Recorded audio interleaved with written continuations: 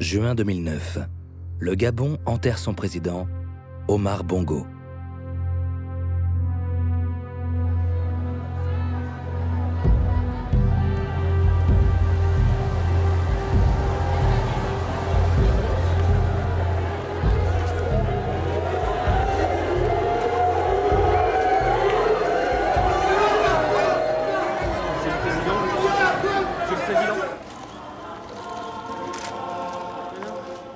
Image idyllique.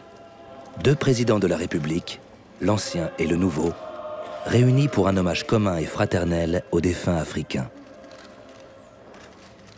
Mais l'image est trompeuse. Au-delà des haines et des trahisons engendrées par la rivalité politique, la loi du silence doit régner. Car ici, en terre africaine, il y a depuis près d'un demi-siècle trop de complots partagés. Trop de coups d'État sanglants organisés, de dictatures protégées. En public, rien ne doit filtrer. Autour du président Sarkozy, la délégation française est le reflet d'un mélange, d'une connivence qui transcende les époques, les camps politiques et mêle personnages publics et hommes de l'ombre. Politiciens de gauche et de droite, francs-maçons, conseillers officieux ayant servi l'ancien et le nouveau président, pléthore de ministres de la coopération, amis d'enfance du président, omniprésents en Afrique et aux fonctions inconnues. Tous détiennent une part du secret. Mesdames et messieurs les chefs de délégation et leurs conjoints, messieurs les anciens chefs d'État, honorables. Qui va prendre la succession d'Omar Bongo, cet ami africain qui, durant 40 ans, fut le garant incontournable d'une politique franco-africaine qui nous a toujours été cachée? Ali Bongo, le fils du président défunt, est donné vainqueur des prochaines élections. Il tient l'armée. Mais ses opposants sont nombreux, se réclamant tous d'un peuple muet qui n'a jamais profité des richesses du pays. Et dire aux Gabonais maintenant que c'est à eux de choisir, et eux seuls. Je vais vous le dire de la façon la plus claire et la plus simple, la France n'a pas de candidat. Difficile à croire. Comment la France pourrait-elle se désintéresser d'une telle succession? Bon voyage, monsieur le président.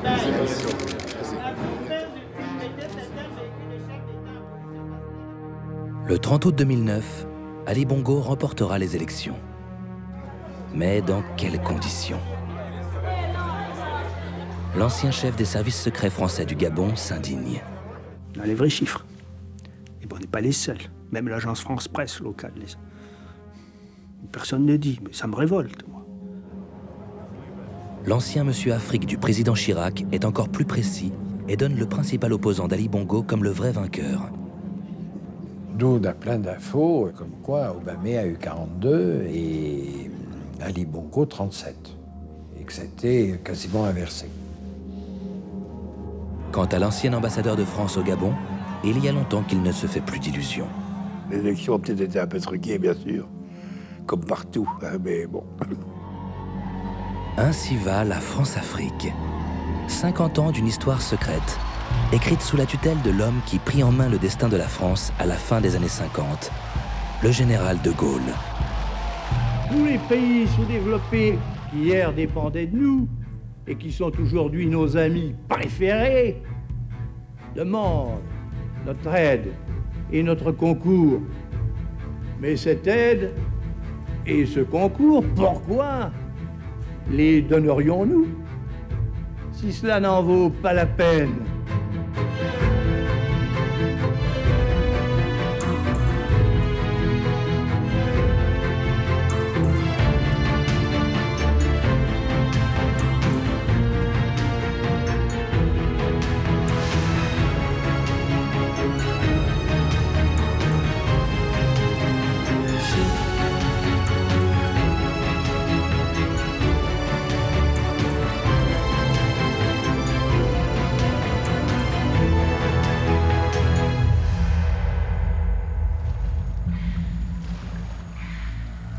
Pour comprendre ces 50 années d'une histoire occulte, il faut remonter en 1945, à la fin de la Deuxième Guerre mondiale.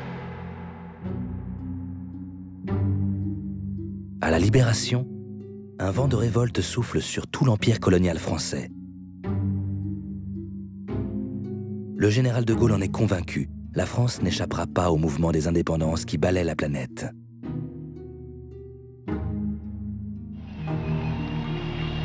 Dans le cadre du référendum de 1958 qui crée la Ve République, il propose donc aux 14 colonies africaines un nouveau statut qui, 2 ans plus tard, en 1960, débouchera sur l'indépendance. Mais dans l'esprit du général, indépendance ne signifie pas liberté. Il est hors de question de perdre le contrôle des anciennes colonies. Car de Gaulle a une certitude. La France ne peut être reconnue comme une grande puissance mondiale que si elle est indépendante sur le plan énergétique.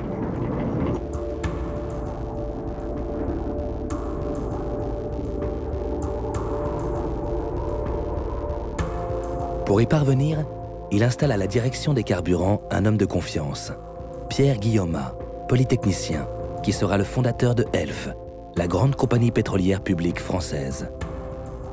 Pierre Guillaumat, c'est le stratège industriel du général de Gaulle. Il veut dire qu'il faut absolument se retrouver avec une indépendance énergétique, et voilà comment on va la faire. Mais très vite, Pierre Guillaumat va devoir affronter un problème majeur. La France tire l'essentiel de son pétrole de l'Algérie. Or, en 1962, après une guerre fratricide, l'Algérie est devenue indépendante et la France perd son pétrole saharien. Elle a été faite par la richesse saharienne et d'un coup, elle est rayée de la carte.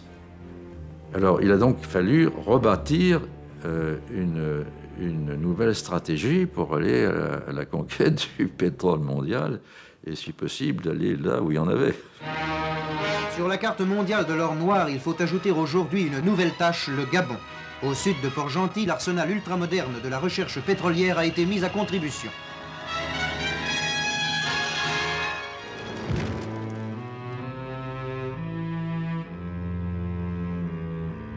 Incontestablement, le gisement gabonais a l'air d'être intéressant et le Gabon va devenir l'axe politique majeur de la politique pétrolière.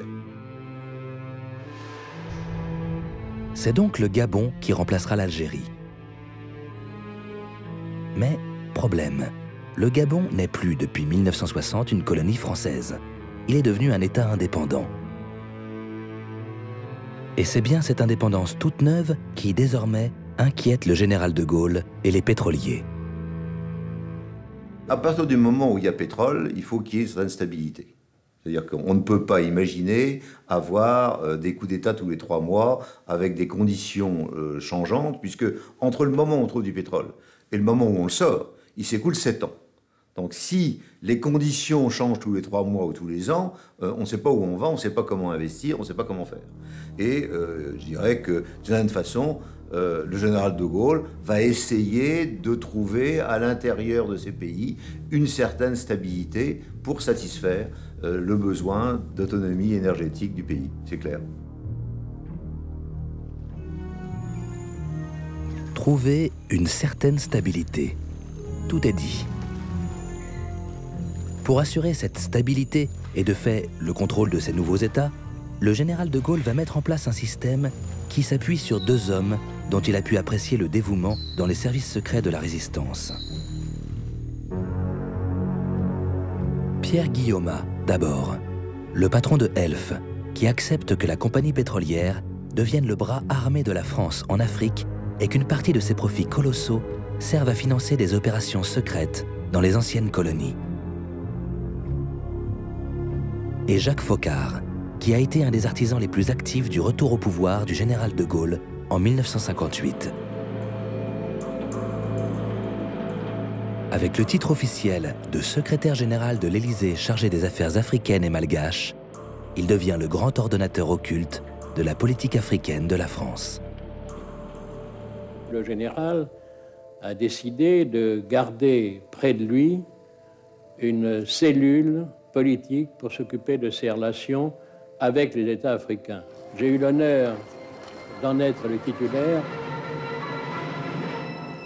Cette cellule politique dont parle Jacques Foccart va s'appeler la cellule africaine de l'Élysée.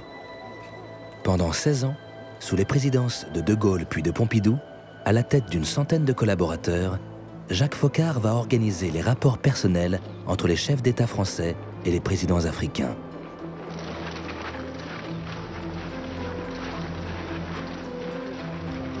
Car la politique franco-africaine passe désormais par des liens étroits et secrets au plus haut niveau des États, en dehors de tout contrôle parlementaire ou gouvernemental. Je reconnais que les relations que je me suis créées avec des commerçants européens, avec des industriels en Afrique, avec des Africains de toutes catégories, et par la suite des chefs d'État africains, constituent un réseau, mais je n'appelle pas ça un réseau. Il sera bien le seul. Les historiens retiendront l'expression « les réseaux Foccart ».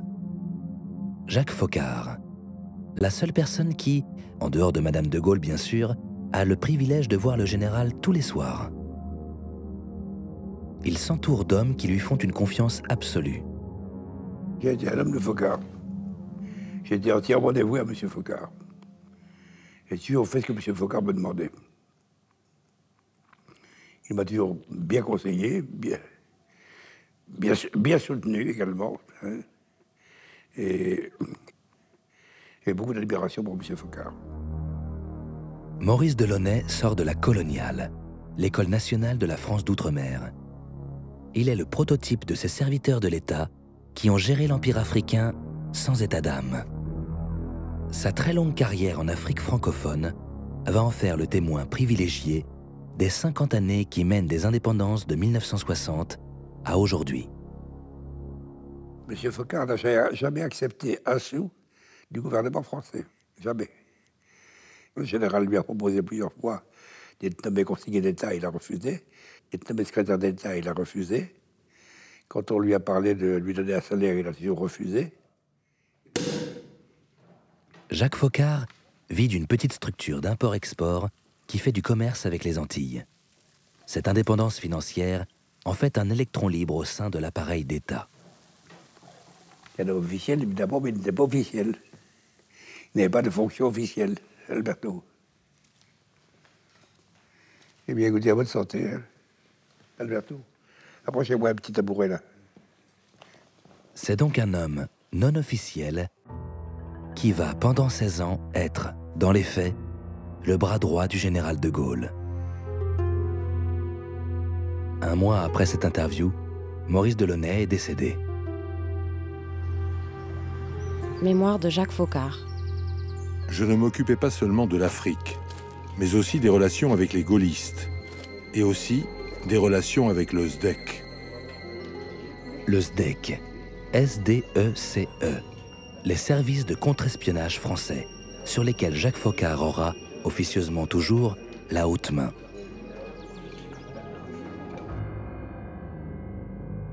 Le relais de Jacques Foccart au sein du SDEC s'appelle Maurice Robert. Après une carrière brillante, comme disent les militaires, dans les commandos en Indochine, Maurice Robert est recruté par les services secrets français où il va prendre la direction du secteur Afrique. On m'a accusé d'être l'homme de Foccart au SDECE.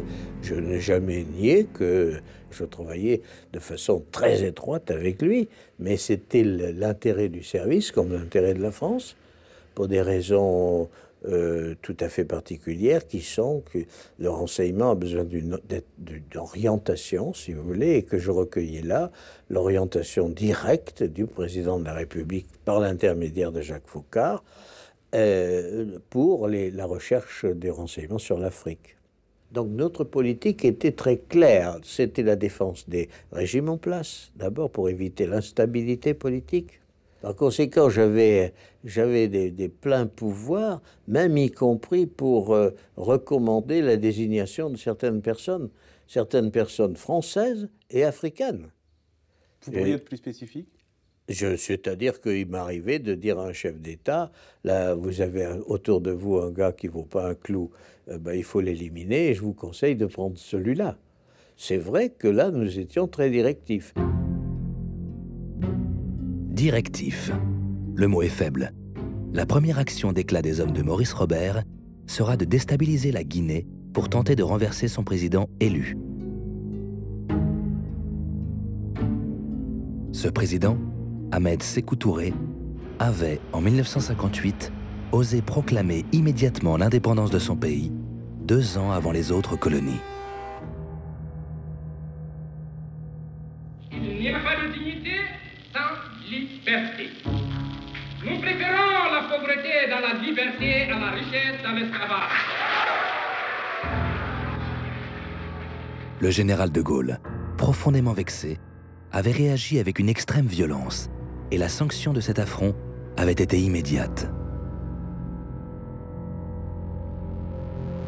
Naturellement, l'armée part tout de suite, l'administration part tout de suite. Sékou Touré se plaint d'ailleurs de cette rapidité, ce qui est quand même un peu absurde. Il voulait l'indépendance, il l'a. Le général de Gaulle lui-même avait dit quelques jours après l'indépendance de la Guinée à quelqu'un qui lui en parlait, en disant « tout ça, ça ne va durer que quelques jours, vous allez voir, ça va s'effondrer ». Le général se trompe. La Guinée ne s'effondre pas, mais, abandonnée par la France, elle se rapproche des pays de l'Est, trop heureux de mettre un pied sur le continent noir, chasse gardée des puissances européennes. Il y avait beaucoup de Cubains, par exemple, pendant quelque temps, la garde personnelle de Sékou Touré était entraînée par des militaires cubains. L'organisation politique du pays, où il y avait des structures administratives et politiques calquées sur celles du parti. Et ce n'était pas l'idée que l'on se faisait à Paris d'une démocratie pluraliste.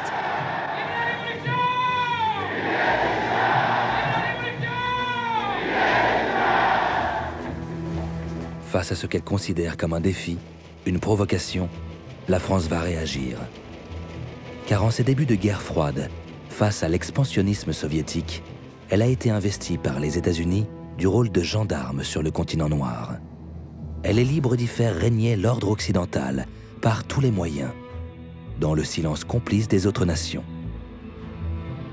Tous les régimes séduits par les discours émancipateurs de Moscou seront impitoyablement combattus par des opérations relevant le plus souvent des services secrets. Pour déstabiliser la Guinée, Maurice Robert va se faire faux-monnayeur. Contrairement aux autres anciennes colonies qui avaient accepté d'avoir une monnaie commune, le franc CFA, la Guinée faisait cavalier seul.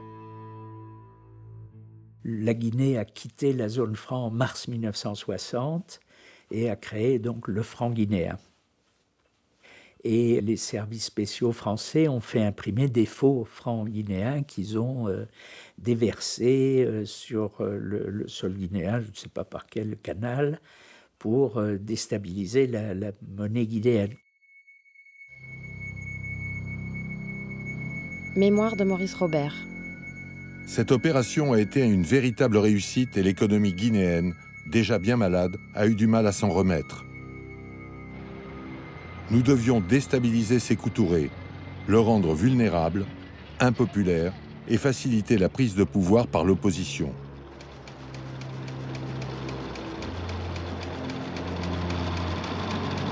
Mais si l'opération réussit à ruiner l'économie guinéenne, elle ne suffit pas à entraîner le renversement de Sékou Touré.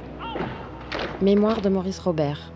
Nous avons armé et entraîné des opposants guinéens pour qu'ils développent un climat d'insécurité en Guinée et, si possible, qu'ils renversent Sékou Touré. L'opération n'a pas marché parce qu'elle a été décelée à l'avance par Sékou Touré et que, par conséquent, elle a été démontée. Quel était le but précis de l'opération? Dans l'esprit de Foccart, c'était de faire sauter Sékou Touré. C'est évident. Ruiner l'économie d'un pays, armer les opposants d'un président élu. La France est capable de faire encore plus pour défendre ses intérêts. Au Cameroun, c'est d'un assassinat politique dont elle va se rendre complice.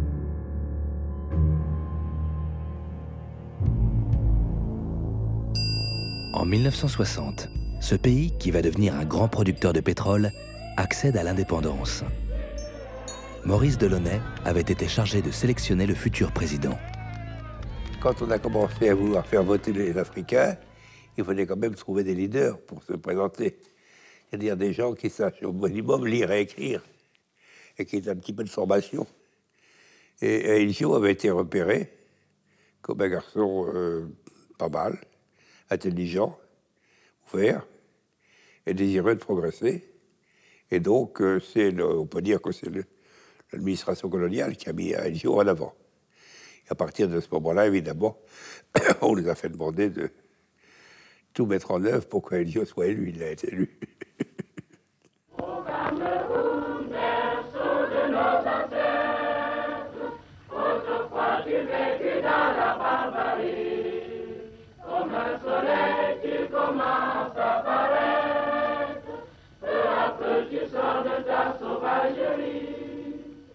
Une marionnette de la France.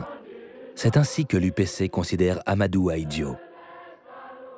L'UPC, Union des populations du Cameroun, interdit d'existence légale du temps des Français pour son idéologie marxisante, appelle à son renversement. Son chef, Félix Mounier, devient la bête noire des autorités françaises qui soutiennent le pouvoir vacillant du président Ahidjo. Mounier, je le connaissais bien, il était médecin, pas de problème avec lui. Il a même choisi mon fils. Et puis après, il a évolué de manière différente. En déplacement à Genève pour acheter des armes, Félix Mounier a rendez-vous dans un café avec un certain William Bechtel, qu'il croit être un journaliste. Il s'agit en fait d'un membre des services secrets français. Après le rendez-vous, Félix Mounier s'effondre, terrassé par un mal mystérieux dont il ne se relèvera pas. L'enquête de la police suisse prouvera qu'il a succombé à une dose de thallium que William Bechtel a versé dans sa tasse de café. William Bechtel. Maurice Delaunay ne prononce pas son nom, mais reconnaît la complicité de la France. C'est quelqu'un qui avait été payé par le président Ahidjo, mais avec notre accord, évidemment. Nous-mêmes, nous étions très hostiles à Mounier, qui était violemment anti-français. Vous dites « avec notre accord ». Est-ce que ça signifie que la France peut être complice d'un homicide? Qu'en pensez-vous du passé de la France? Qu'en pensez-vous de Richelieu? Hein? Il y a des moments, si vous voulez, où la politique passe avant la morale, hein, à mon avis. Mémoire de Maurice Robert. Le général n'exprimait jamais, ou que très rarement, son approbation formelle à des opérations de ce type.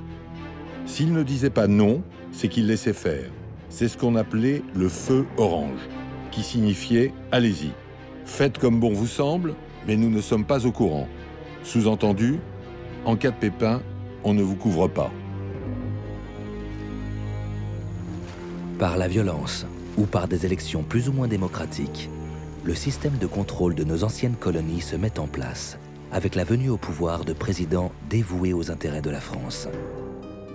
Des présidents appelés « gouverneurs noirs », pour signifier que rien n'a changé depuis l'époque des gouverneurs coloniaux, administrateurs français aux ordres de Paris.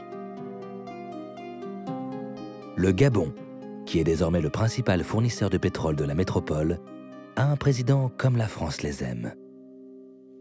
Tout Gabonais a deux patries, le Gabon et puis la France. Monsieur le Président de la République, lorsque vous viendrez à Libreville, vous vous y sentirez chez vous. Comme moi, je me sens ici, chez moi.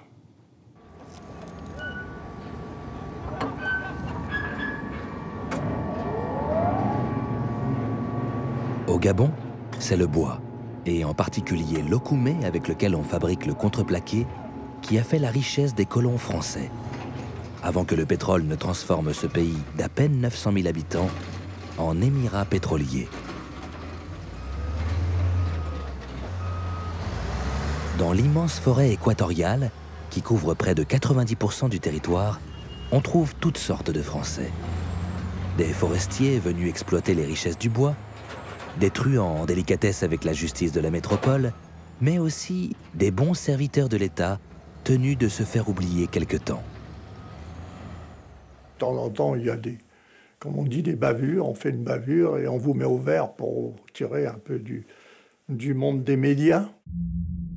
Pendant la guerre d'Algérie, Bob Maloubier était chargé de la liquidation physique des financiers du FLN. Pour remplir sa mission, il fait appel à des truands.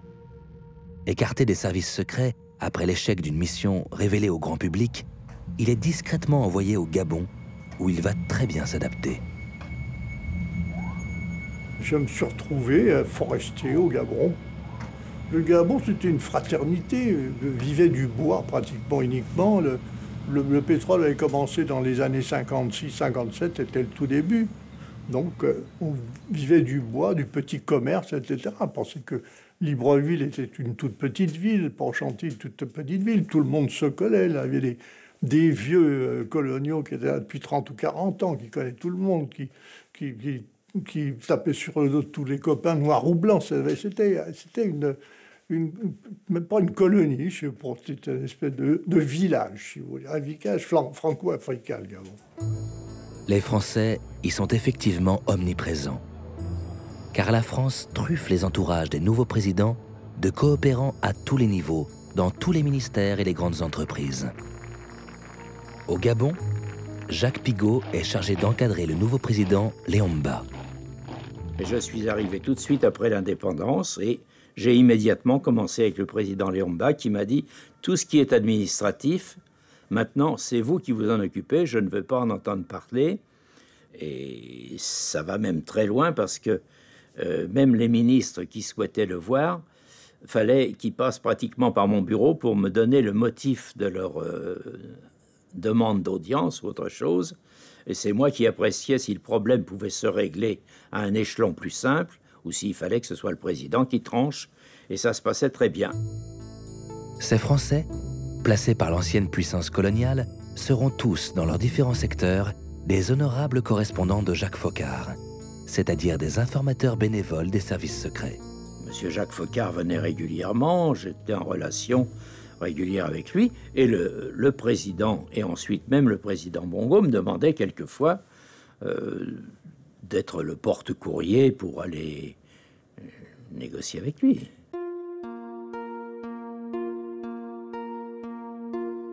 Au bout d'un an, le président Léomba, à qui je rends hommage, m'a vraiment considéré comme un membre de sa famille, j'allais dire presque un fils adoptif. Il m'a dit, votre famille ici, il n'y en a pas, c'est vous et moi, nous sommes de la même famille. Envoyé au Gabon par le ministère des Affaires étrangères pour un contrat d'1 an auprès de Léomba, Jacques Pigault a toujours son bureau au palais présidentiel 50 ans plus tard. L'attachement est viscéral et totale l'incapacité de résister aux présidents africains qui ne rêvent que d'établir des liens familiaux indissolubles pour mieux s'attacher ces Français que la métropole a placés à leur côté.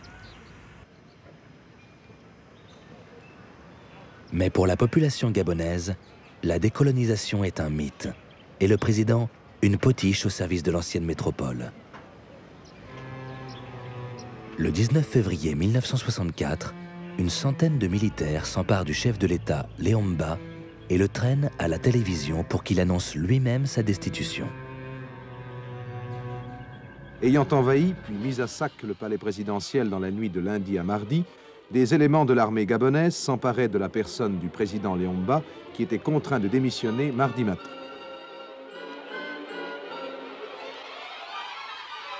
Un petit groupe d'officiers gabonais mutinés que nous voyons sur ces images formait alors un comité révolutionnaire, tandis qu'un gouvernement provisoire était constitué sous la présidence d'un leader politique de l'opposition, M. Obama. Des coups d'État, l'Afrique va en connaître des dizaines durant ces 50 années post-coloniales. La France va les combattre, les provoquer ou les tolérer selon la personnalité des dirigeants en cause et leur degré de docilité aux intérêts français. Au Gabon, Paris décide d'intervenir immédiatement. Jacques Foccart m'a dit, il y a un avion qui vous attend à Villacoublay et vous partez à 5 heures. mission, vous remettez M. Léon-Bas sur son fauteuil s'il est toujours vivant. Mémoire de Jacques Foccart. Vers 7 heures du matin, j'ai rendu compte au général qui a donné son accord pour l'intervention.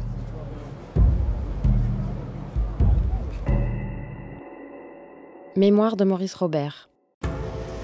Il est évident qu'en préservant la stabilité de pays comme le Gabon, la France protégeait dans le même temps ses intérêts économiques.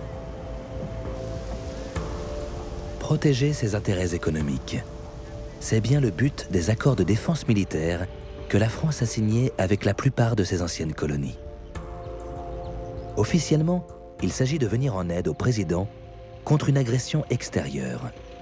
Mais des clauses secrètes prévoient que la France interviendra également si le président est contesté à l'intérieur de son propre pays.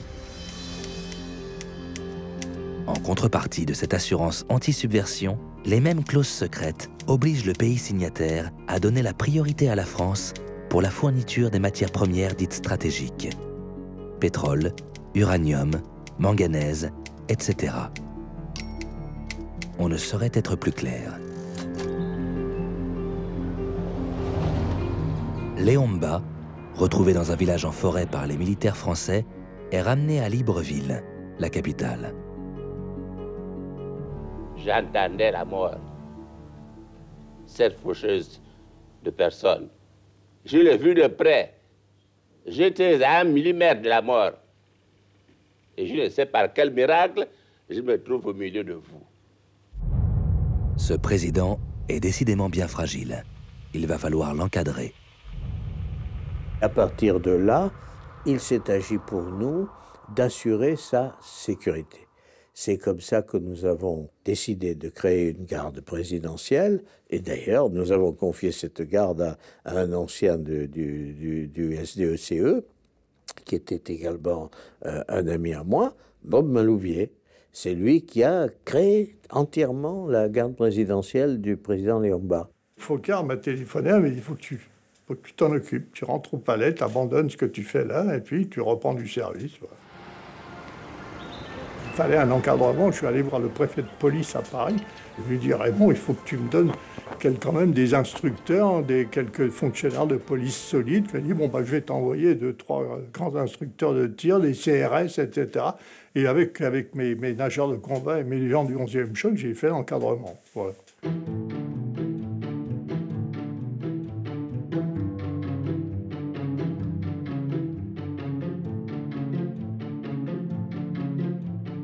C'est pas évident de prendre des gens qui viennent de leur cambrousse et de leur expliquer comment on doit organiser, protéger un président, voire un voyage officiel. Tu montes la garde debout, mais tu t'assois pas, tu manges pas, tu bois pas, tu vas pas boire un coup, tu vas pas aux choses quand tu es de garde, etc. Et tu rencontres. C'est prendre des gens sortant de la brousse à zéro et puis essayer d'en faire des simili-paramilitaires, si vous voulez. Donc ça se fait lentement. Mais protéger le président d'un éventuel nouveau coup d'État ne suffit pas. Jacques Foccart décide de le contrôler au plus près par un de ses hommes de confiance. Monsieur Foccart me convoque dans son bureau et me dit « Maurice, vous partez au Gabon, comme ambassadeur. » Monsieur Foccart avait donc le pouvoir de nommer les ambassadeurs. Le pouvoir de désigner les gens qui devaient être nommés ambassadeurs. Entre le nouvel ambassadeur et son patron occulte, Jacques Foccart, la ligne est directe. La cellule Afrique de l'Élysée est un État dans l'État qui court-circuite les instances étatiques traditionnelles. Bien des fois, moi je rendais compte à M. Foccart de certaines choses. Je ne rendais pas compte au ministère des Affaires étrangères parce que j'étais sûr qu'aux Affaires étrangères, je tomberais sur un type qui n'y comprendrait rien. Mais dès cette époque, la fragilité psychologique et la maladie du président Léon-Bas inquiètent. Et Jacques Foccart décide la mise en orbite d'un petit jeune prometteur, Albert Bernard Bongo, qui est déjà le directeur de cabinet du président. Quand on a vu avec M. Foccart que la santé du président Léon-Bas faiblissait tout doucement, et M. Foccart a eu une bonne idée. Il a dit voilà, on va demander au président Léon-Bas de réformer la Constitution et de faire élire un vice-président de la République qui, comme aux États-Unis, succède d'office au président de la République. On a fait une mise en scène à l'ambassade du Gabon à Paris, en faisant venir un certain nombre de Gabonais qui ont approuvé le changement de constitution. Voulez-vous lever la main droite et dire « Je le jure ». Je le jure. Et à partir de ce moment-là, il y a eu un vice-président de la République qui était Bongo.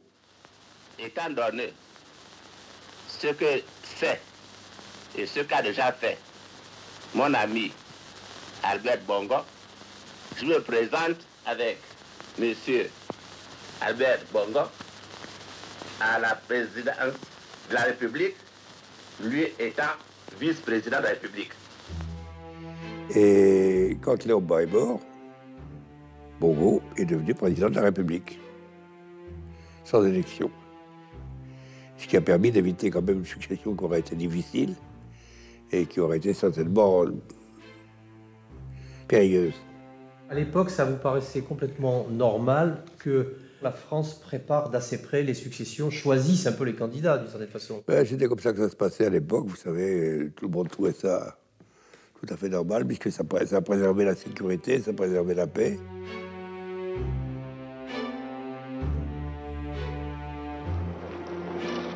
Durant ces 50 années de la décolonisation, la France met en place ou soutient activement des présidents dont la plupart sont des dictateurs qui n'hésiteront jamais à recourir aux méthodes les plus brutales pour rester au pouvoir. Vive le président Ahmed Sékou Touré!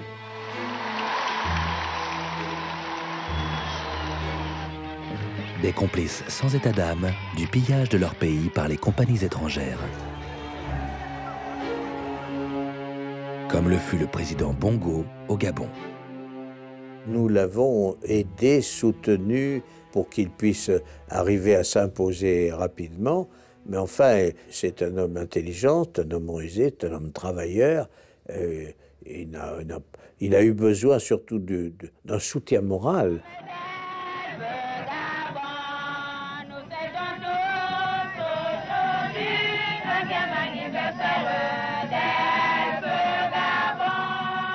Sa montée en puissance, elle est venue, si vous voulez, de l'importance des découvertes faites par Elf. Elf a obtenu une grande partie des concessions de recherche. Donc, on peut estimer que, très rapidement, Elf a procuré, avec les redevances pétrolières, si vous voulez, qu'elle versait, 70% du budget gabonais. J'ai visité un peu cette ville et je vois que jusqu'à la cité des ouvriers d'Elf Gabon, il n'y a pas un boulevard. Alors voilà ce que je vous demande de faire, c'est un boulevard que vous devez faire.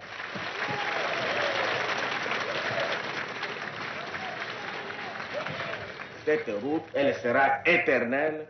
Nous pourrons la baptiser boulevard d'Elf Gabon.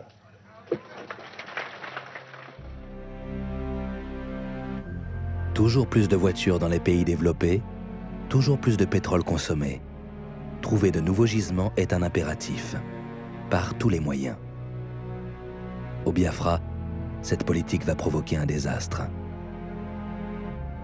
En 1968, pour la première fois, la télévision française diffuse des scènes montrant des enfants mourant de faim. Comment en est-on arrivé là? Un an auparavant, le Biafra, la province la plus riche en pétrole du Nigeria, une ancienne colonie anglaise, a fait sécession. Le général a décidé qu'on devait se montrer favorable à cette insurrection biafraise. Quel était véritablement l'intérêt de la France dans cette opération du Biafra? L'intérêt, c'était le pétrole du Nigeria. Au Nigeria, la compagnie Elf a des contrats d'exploitation avec les autorités légales du pays, ce qui ne l'empêchera pas de verser au Biafra sécessionniste les redevances provenant du pétrole extrait sur son territoire, sachant pertinemment que cet argent servira à acheter des armes. Et à Libreville, l'ambassadeur de la France au Gabon, Maurice Delaunay, devient marchand d'armes. J'étais responsable à Libreville de tout le ravitaillement du Biafra. Il y avait des bateaux qui arrivaient à Libreville, qui déchargeaient des armes de toute origine. Il y avait des armes chinoises, il y avait des armes françaises, il y avait des armes sud-africaines, enfin, un peu de tout. Libreville était le point le plus proche du Biafra. Donc tout était stocké à Libreville. Tous les soirs, on chargeait un avion qui partait vers le Biafra. Du décollage de Libreville jusqu'à la côte, aucun problème, c'est un vol de nuit normal. Si ce n'est qu'il faut qu'on monte plus haut que d'habitude, parce que quand on arrive à la côte, là, il y a les batteries de Desserra. Jacques Thiébaut est pilote depuis des années dans la seule compagnie aérienne gabonaise. Il accepte, par goût du risque et de l'argent, de convoyer les armes du Gabon au Biafra, qui est soumis à un blocus total. Donc on rentrait là sur le réduit biafrais, on faisait une approche aux instruments, piste complètement éteinte, dans le noir absolu. Et quand on arrivait à 500 pieds, c'est-à-dire à 150 mètres en finale, quoi, hein, là on demandait l'éclairage de la piste. On se posait, ils éteignaient la piste et nous on roulait avec la moitié d'un phare, quoi, de sortie. Là on arrivait, on déchargeait l'avion et on essayait de faire le plus rapidement possible, quoi, pour rester le moins longtemps.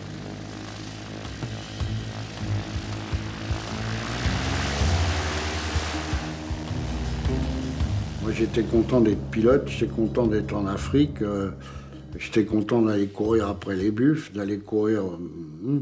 et puis, j'avais une vie qui était... Moi, j'étais un peu ignorant de toutes ces choses-là. Enfin, moi, j'avais pas de problème moraux pour faire ça, parce qu'un pays qui est en guerre, il faut bien qu'il ait de quoi se défendre, non? On m'avait demandé de former à Libreville des officiers biafrais. Alors, j'avais fait une petite école d'officiers biafrais aux environs de Libreville. Ces gens-là venaient pendant 4 ou 5 mois se former à des méthodes militaires classiques, et ensuite, ils repartaient au Biafra. Mais livrer quelques tonnes d'armement dans des conditions périlleuses, former en catastrophe quelques officiers, ces efforts sont dérisoires. Ils ne font que prolonger l'agonie des Biafrais, totalement encerclés dans un territoire qui se réduit de jour en jour. À partir du moment où on ne faisait pas ce qu'il fallait, c'était vraiment une opération perdue d'avance. Perdue d'avance par des gens courageux ou par des gens comme moi qui croyaient un peu obéir aux ordres qui nous étaient donnés, mais qui n'étaient pas suffisants pour qu'on puisse être véritablement convaincus. Car le général de Gaulle ne veut toujours pas assumer dans ses interventions publiques son soutien au Biafra. Le feu reste à l'orange. Allez-y, mais si vous échouez, je ne suis pas au courant.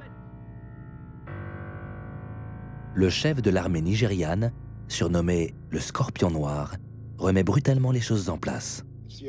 En fait, si vous, les Européens, et tout particulièrement les Français, vous mêliez de ce qui vous regarde, le problème biafrais serait résolu très rapidement. Vous vous croyez plus fort et plus intelligent que les autres. Vous ne comprenez rien à l'Afrique. Vous voulez réaliser vos ambitions aux dépens des autres pays. Your ambition too far at the expense of so many countries and so many lives.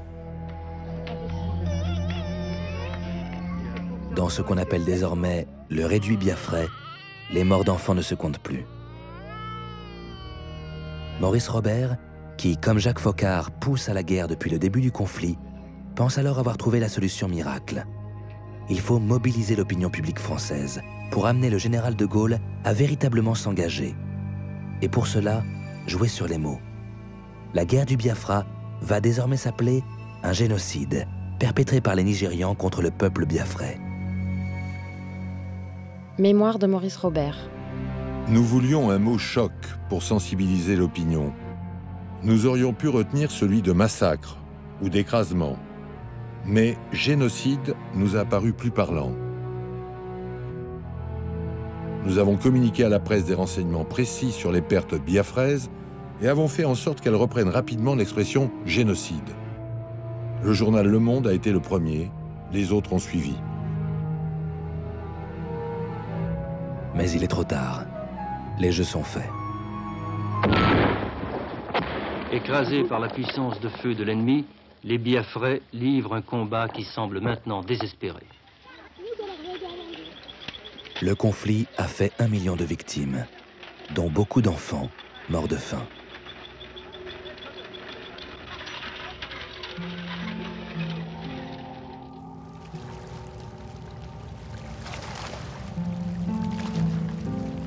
« 1974. Nous sommes 4 ans après ce fiasco criminel. La France va connaître un changement politique historique. Le parti gaulliste, qui avec le général de Gaulle et ensuite Georges Pompidou, a gouverné la France depuis 1958, perd le pouvoir.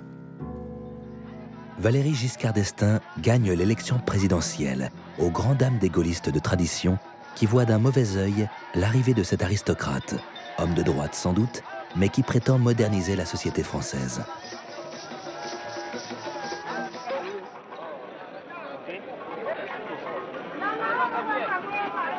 Certains se prennent à espérer qu'il va également réformer les relations franco-africaines et rompre avec les réseaux gaullistes. Le suspense sera de courte durée. Certes, Jacques Foccart est remercié, mais... Je dois dire, à la surprise de beaucoup des collaborateurs de M. Giscard d'Estaing, il a nommé Journiac. Et M. Journiac était un homme de M. Foccart. Absolument. Il était l'adjoint de M. Foccart. Que s'est-il donc passé? L'ensemble des chefs d'État africains avaient apprécié l'action de Jacques Foccart. Et donc, il est certain qu'ils en ont parlé au président Giscard d'Estaing. Ils ont plaidé la continuité. Ils ont plaidé la nécessité d'avoir des relations particulières.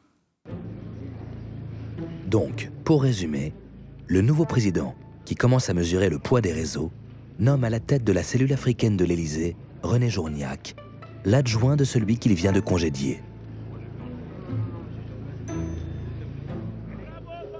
Et pour ceux qui n'auraient pas compris que la continuité s'impose, le président Omar Bongo va exiger encore plus. Quand Bongo a appris que je devais aller au Liban, il est allé voir le président Giscard d'Estaing et il a dit non, c'est pas possible. Monsieur Delaunay ne peut pas partir au Liban, il faut qu'il revienne au Gabon.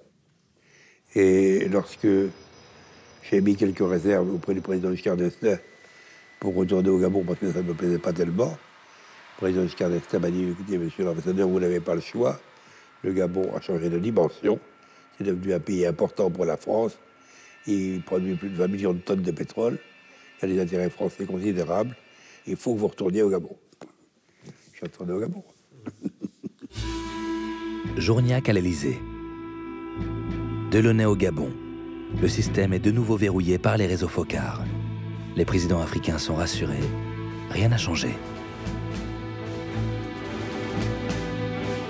Les 7 années du président Giscard d'Estaing vont être émaillées, en Afrique, d'épisodes quelque peu surréalistes. Au Bénin, pour commencer, le président français n'hésitera pas à cautionner l'envoi de mercenaires pour tenter de mettre à bas un régime pro-communiste. Au Bénin, il y avait un président, Kérékou, qui à l'époque était communiste. Mais ensuite, il n'est pas resté communiste longtemps, il est devenu tout à fait normal. Enfin bon, toujours est-il que le gouvernement français avait vu d'un œil assez favorable qu'un commando puisse être organisé pour changer de gouvernement au Bénin. Le mercenaire Bob Denard va être chargé de l'opération, sous l'autorité de Maurice Delaunay. Bob Denard, il avait déjà roulé pas mal en Afrique, il avait fait des tas de trucs. Et quand il est arrivé avec moi, il avait déjà une expérience assez particulière. Rappelons qu'un mercenaire est un homme payé pour tuer les adversaires de celui qui le paie. Anticommuniste viscéral, Bob Denard avait guerroyé pour le compte de la France au début des années 60 dans l'ancien Congo belge. L'enjeu était de garder sous contrôle occidental les ressources minières de la province du Katanga, et en particulier le cuivre.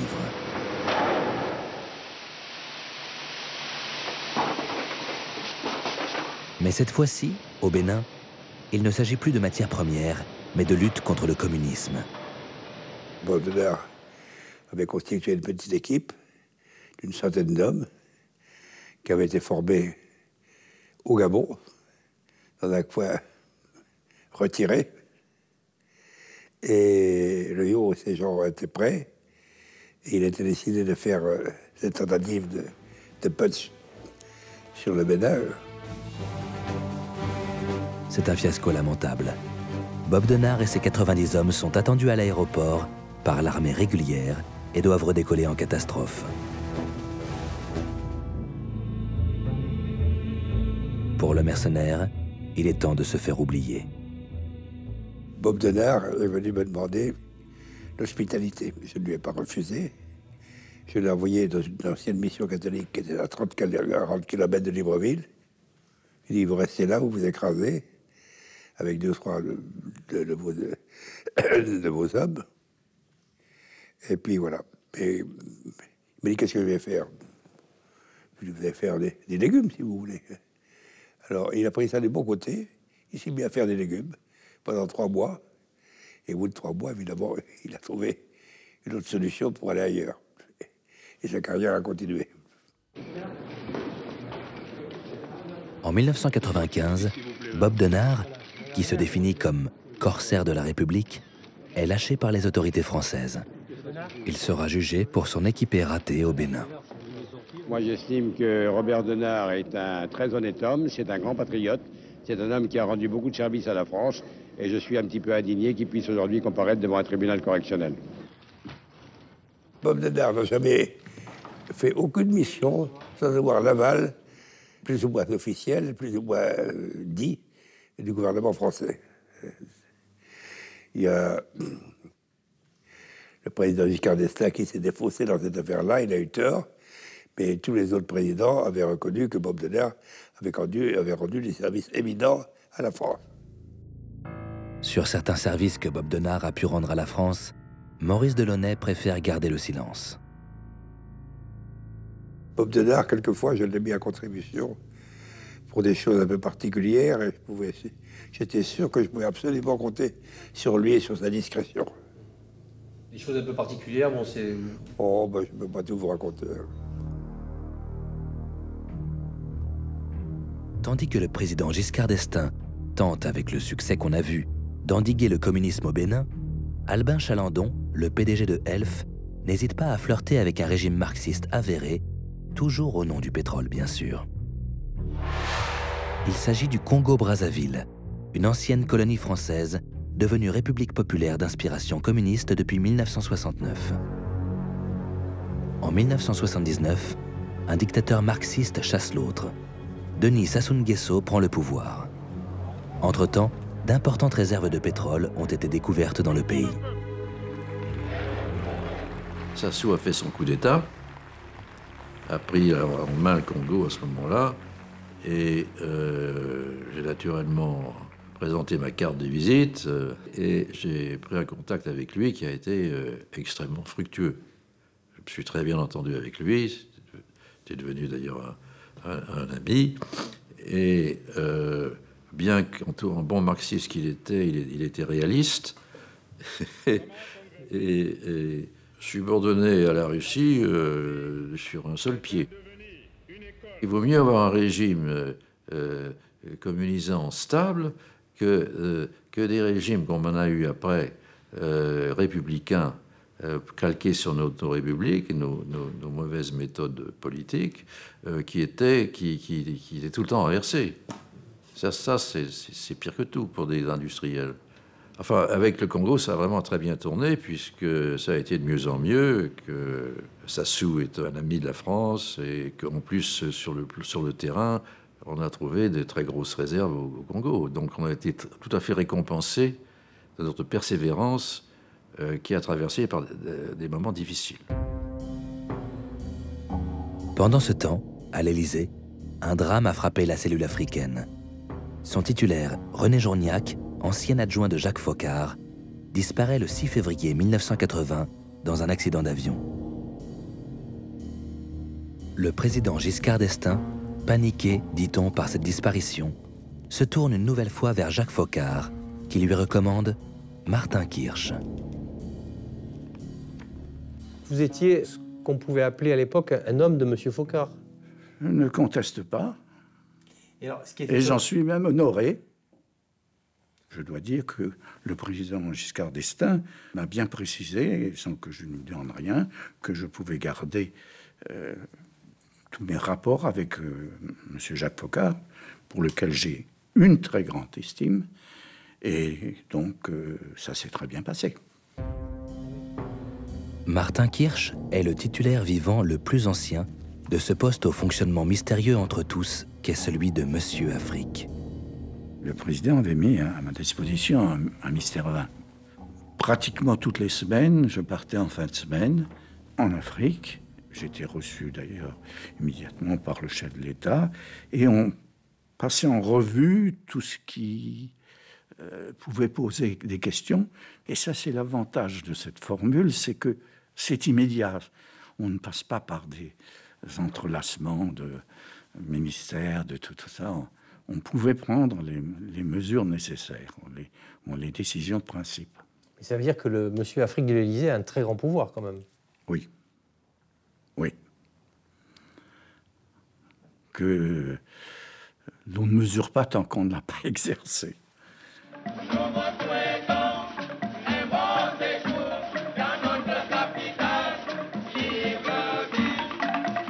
Au Gabon, où Maurice Delaunay quitte son poste d'ambassadeur, la nomination de son successeur va illustrer le rôle grandissant des chefs d'État africains et la pérennité des réseaux Foccart.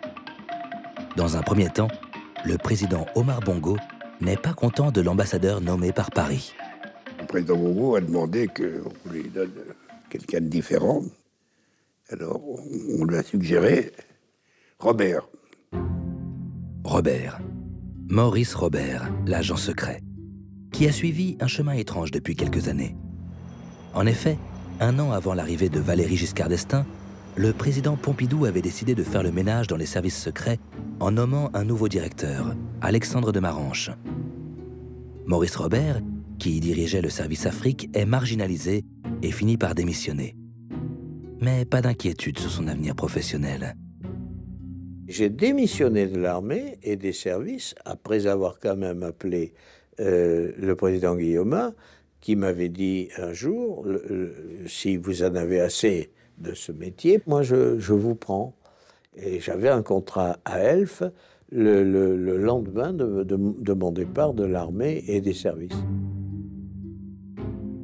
Donc, si on résume, un homme dont les services secrets de la République se débarrassent est immédiatement embauché par la compagnie pétrolière d'État, dont on comprend au passage qu'elle a elle-même ses propres services secrets. Et c'est donc à cet homme qu'en 1979, le président Giscard d'Estaing propose le poste d'ambassadeur au Gabon, à la demande d'Omar Bongo. Ça a fait des remous, de gros remous, jusqu'à l'Assemblée nationale, où il y a eu des déclarations diverses, des interpellations sur cette nomination, parce que j'étais considéré comme quand même une barbouze.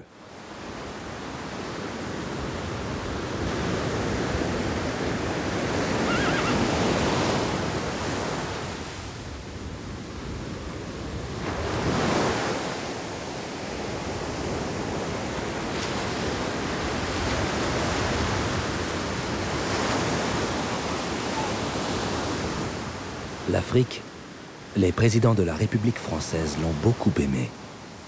Parfois, peut-être un peu trop.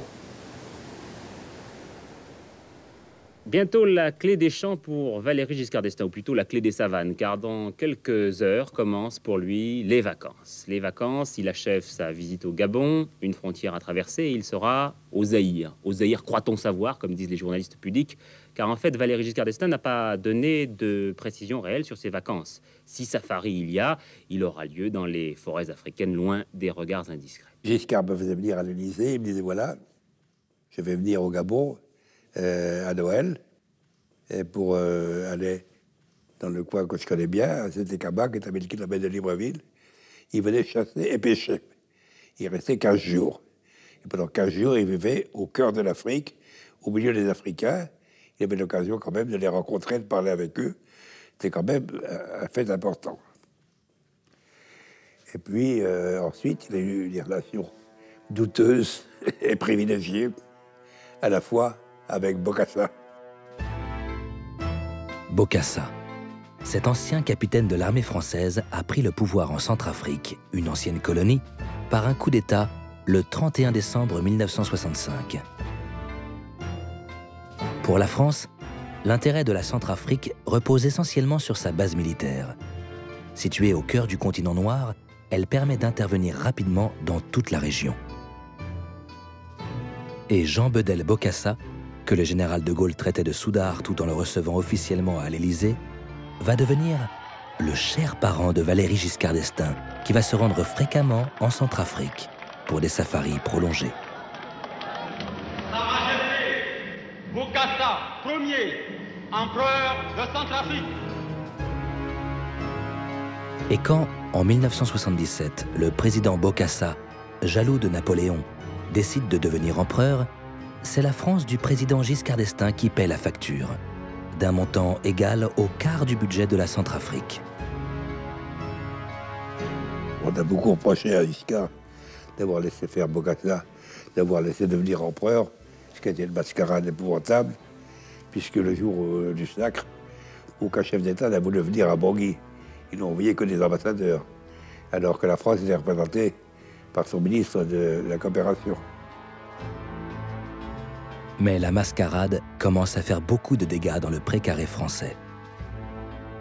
Plusieurs chefs d'État africains se sont tournés vers la France en disant ça ne peut pas durer, on ne peut pas garder M. Bokassa comme père et il faut que vous fassiez quelque chose. Donc le président Giscard d'Estaing, je pense que ce n'est qu'à son niveau que la décision a été prise, a décidé de mettre quelqu'un à la place de Bokassa. Il faut dire que Jean Bedel Bokassa, pour qui la France commence à se montrer moins généreuse, s'est tourné vers Mouammar Kadhafi. Le dictateur libyen est en guerre à l'époque avec la France à propos du Tchad. Paris prend donc la décision de renverser un président qu'elle a soutenu pendant des années. Mais par qui le remplacer? Il y avait à ce moment-là, sous protection française, plus ou moins rapprochée, 3 leaders qui se disaient présidentiables, au moins. Qui vivaient en France. Qui vivaient en France, à Paris. Il y avait M. David Dacko, qui avait été président immédiatement après l'indépendance, je crois, qui n'était pas très chaud pour être président. M. Bozizé ayant été ministre de l'empereur Bokassa, Paris était plutôt réticent. M. Patassé avait eu des propos à plusieurs reprises contre les Français très désagréables. Et donc, il a été retenu que M. David Dacko serait l'heureux élu. L'heureux élu.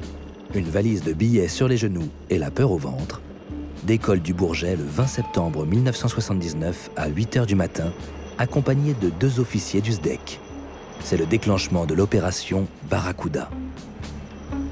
Alors que l'empereur Bokassa Ier est en visite chez son nouvel ami Kadhafi, l'avion de David Dacko atterrit à Bangui, accueilli par une dizaine d'hommes des services secrets français qui le conduisent immédiatement au palais présidentiel où le coup d'État est annoncé. Mesdames, Messieurs, bonsoir. Il n'y a plus d'empire centrafricain, il n'y a plus d'empereur, il n'y a plus de Bokassa Ier. Le dictateur de Bangui a été limogé cette nuit.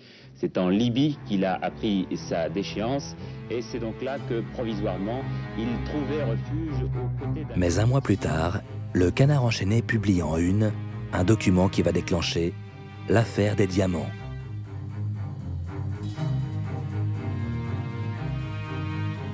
Cette lettre, signée de Jean Bedel Bokassa, prouverait que Valéry Giscard d'Estaing a reçu en cadeau une plaquette de diamants du président en 1973, quand il était ministre des Finances et pratiquait déjà le safari centrafricain. Dans un premier temps, le président Giscard d'Estaing refuse de s'expliquer. Si on en termine avec cette question, votre silence, c'était ni de l'embarras, ni de l'indifférence, ni du mépris. Ouais, c'était quelque chose qui tenait aussi, permettez-moi de vous le dire, à mon caractère et à l'idée que j'ai de ma fonction, et qui est qu'il faut laisser les choses basses mourir de leur propre poison. Cette réponse dilatoire et embarrassée est perçue comme un aveu de culpabilité. On accuse le président d'avoir déclenché l'opération Barracuda uniquement pour récupérer au palais de Bokassa des documents concernant les fameux diamants.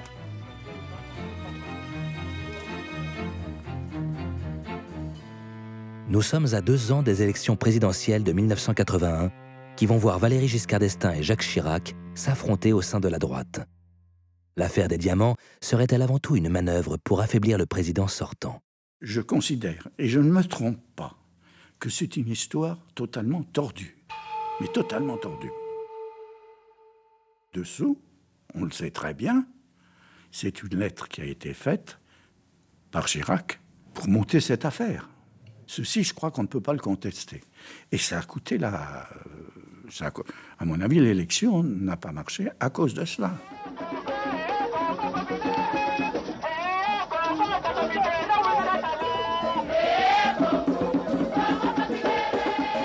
Il est temps que ça change. Le 10 mai 81, ce n'est ni Giscard ni Chirac qui gagnent l'élection présidentielle, mais François Mitterrand. La gauche au pouvoir. Enfin, croit-on, ça va changer. Le nouveau locataire de l'Élysée nomme au ministère de la Coopération un homme aux convictions de gauche affirmées, Jean-Pierre Cot. Mais bizarrement, Jean-Pierre Cot ne connaît rien à l'Afrique. C'était un peu une surprise, car je n'avais jamais été en Afrique, ou à peine, et je ne connaissais pas le sujet, j'étais plutôt un spécialiste des affaires européennes. Peu importe. Il y avait une volonté de notre part qui était évidemment de changer la politique africaine de la France, et même une certaine obsession de la France-Afrique liée aux barbouzes. Et donc, nous avions de ce point de vue-là un souci qui était un petit peu de faire le ménage. Faire le ménage, c'est d'abord remercier Maurice Robert, le sulfureux ambassadeur du Gabon, venant des services secrets de la République et de la compagnie Elf. Maurice Robert, qui dira dans ses mémoires « J'ai l'honneur d'avoir été le premier ambassadeur viré par la gauche ».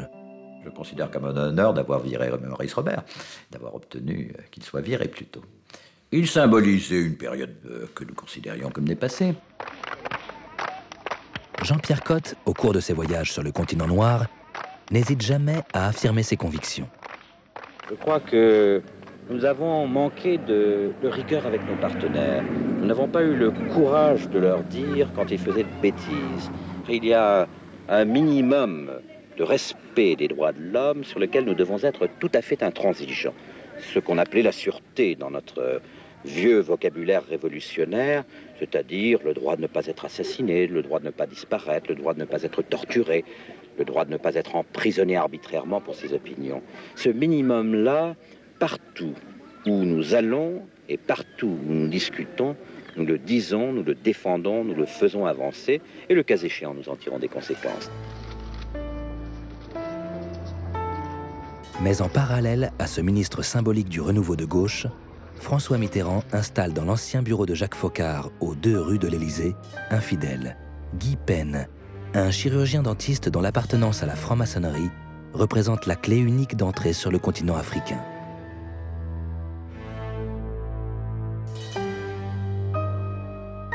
Monsieur Pen a utilisé son réseau franc-maçon.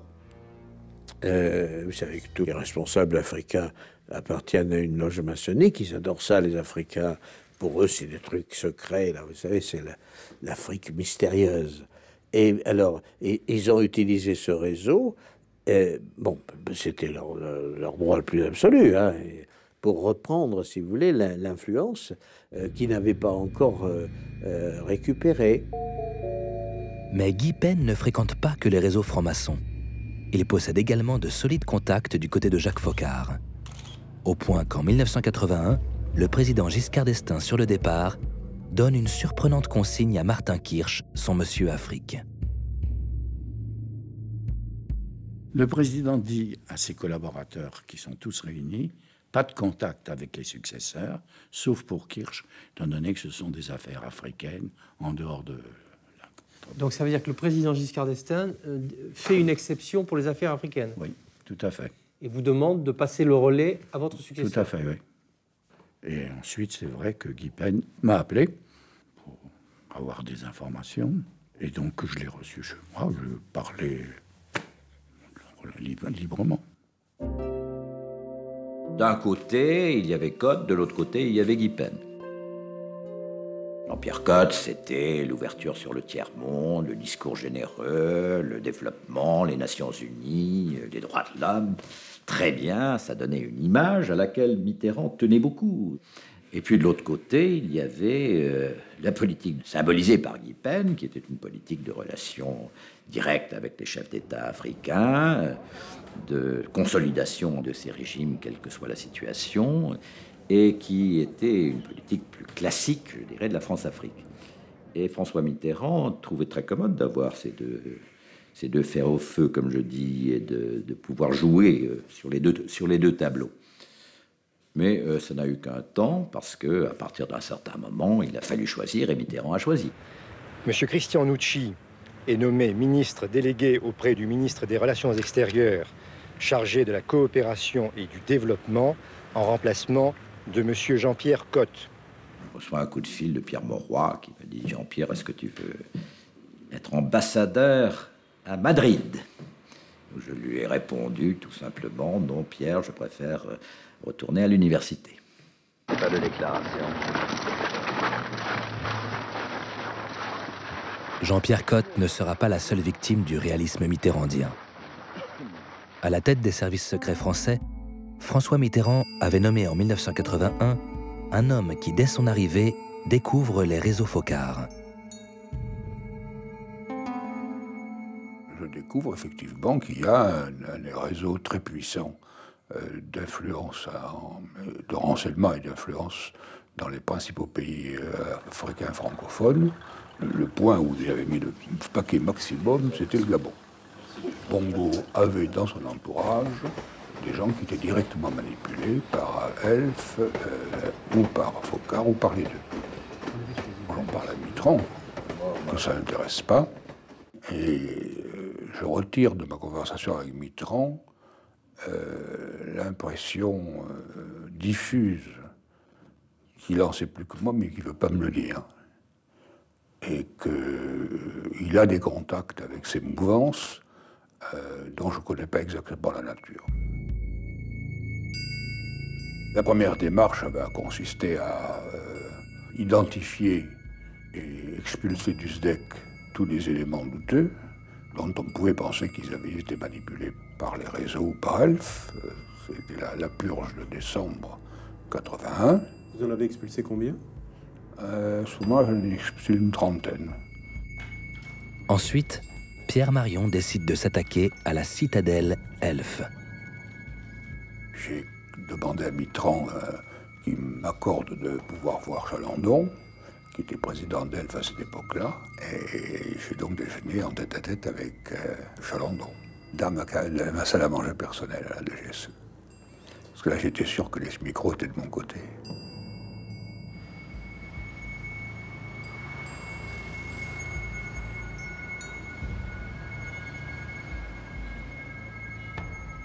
Alors je lui ai dit, écoutez, ça ne peut plus durer. Il y a un service officiel de la République qui est un service de renseignement et d'influence. Il s'appelle maintenant la DGSE. Vous voulez faire du renseignement de votre côté. On comprend que vous vouliez faire de l'influence pour vos intérêts commerciaux et économiques, mais le renseignement ou l'influence politique, ce n'est pas votre métier. Alors, je vous demande, d'accord avec le président de la République, je vous demande de retirer vos agents des pays dans lesquels ils sont accrédités actuellement. Et je m'attendais à une discussion très, très difficile, et puis ça n'a pas été une discussion difficile. Il m'a dit tout de suite, tout à fait d'accord. Tout à fait d'accord, pour respecter effectivement cette fonction particulière. Mais son sourire disait que, voulait dire, parle toujours bon bonhomme, tu n'y arriveras pas. J'y suis pas arrivé. De toute façon, aussi bien Jean-Pierre Cot que Pierre Marion n'auraient pu aller très loin dans leur tentative de faire le ménage. Car en 1986, la gauche perd les élections législatives. Jacques Chirac devient le Premier ministre de cohabitation de François Mitterrand. Il rappelle immédiatement aux affaires, à Matignon, Jacques Foccart, âgé de 72 ans. Quant à François Mitterrand, il nomme son propre fils, Jean-Christophe, au poste de Monsieur Afrique de l'Élysée. En 1986, Guy Pen a été élu sénateur, donc le poste était libre et mon père a décidé de me nommer à sa place. J'avais quand même derrière moi une longue expérience africaine en tant que journaliste et avant en tant que coopérant. Est-ce que c'était pas un peu délicat que le monsieur Afrique de l'Élysée soit le fils du président de la République? Pourquoi? Je suis interdit de travail? Parce que j'ai un nom. Je suis à un poste où j'ai des compétences et j'allais dire un passé. Beaucoup de mes prédécesseurs n'avaient pas ce passé-là. J'y suis resté quand même en tant qu'adjoint et en tant que patron de cette cellule. J'y suis resté plus de 10 ans.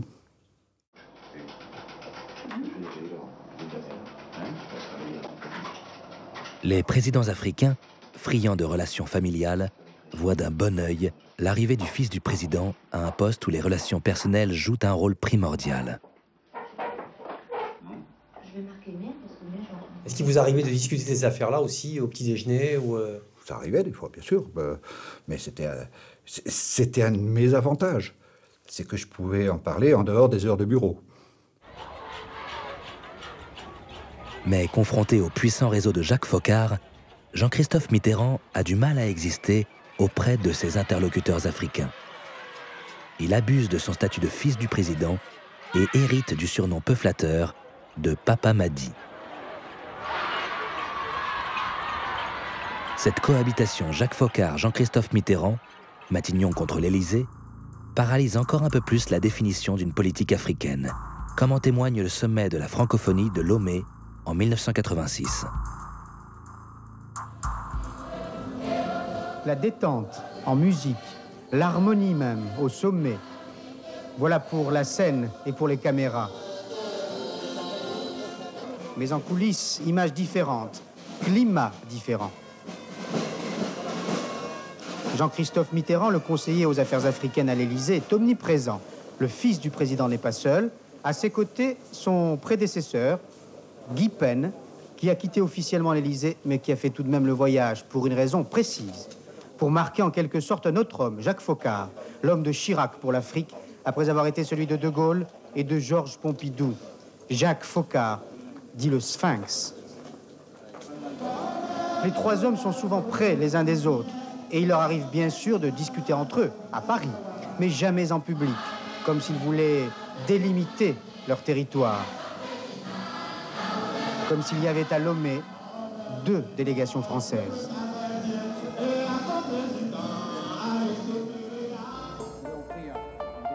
Mais en 1988, François Mitterrand, réélu pour un deuxième septennat, va reprendre la main. La France a toujours un besoin vital des ressources du continent noir. Mais 2 événements vont profondément changer la donne. La chute du mur de Berlin, d'abord, qui marque le fait que l'Occident n'a plus besoin de son gendarme français en Afrique face à un péril communiste disparu.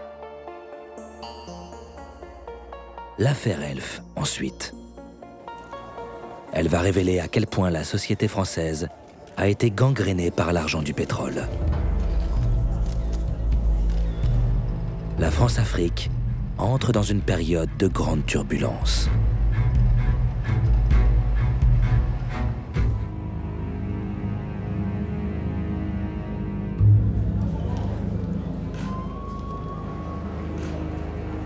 Le 7 juin 2009, le Gabon enterre son président Omar Bongo. Autour du cercueil, la France-Afrique est réunie. France-Afrique, une histoire vieille de 50 ans.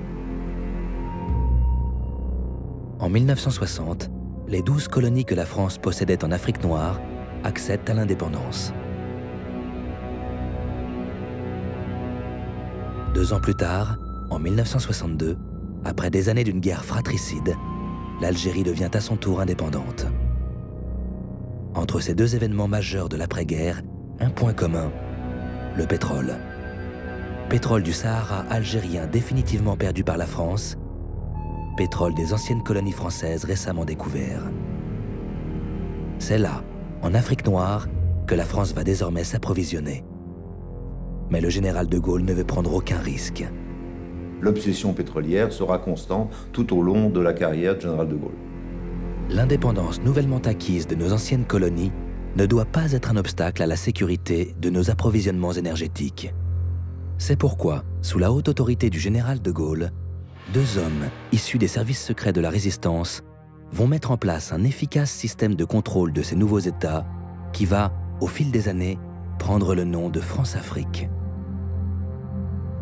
Jacques Foccart et ses réseaux d'influence nomment, contrôlent, protègent les nouveaux présidents africains dévoués aux intérêts de la France. J'ai été un homme de Foccart. Et tu as fait ce que M. Foccart me demandait. Pierre Guillaumat, un autre fidèle du général de Gaulle, crée la compagnie Elf, bras armé de la République, dont les revenus colossaux financent les services secrets et leurs actions clandestines en Afrique. Action organisée par Jacques Foccart. Notre politique était très claire, c'était la défense des régimes en place. Nous étions impliqués directement, si vous voulez, dans l'évolution de l'Afrique. Ce système perdure sous les présidences de Georges Pompidou et Valéry Giscard d'Estaing. L'arrivée de la gauche au pouvoir en 1981 laisse penser que tout va changer. Il n'en sera rien. François Mitterrand maintient les réseaux occultes créés par Jacques Foccart. À la fin des années 80, la France a toujours autant besoin du pétrole et de l'uranium du continent noir. Mais les règles du jeu vont radicalement changer.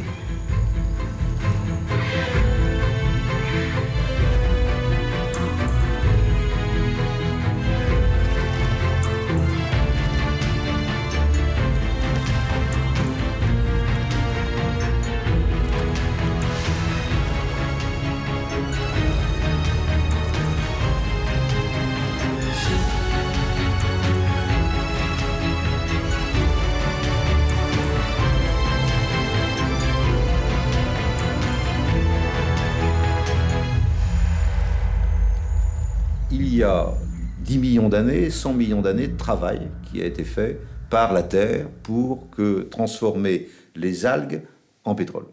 Ces années-là sont des années gratuites.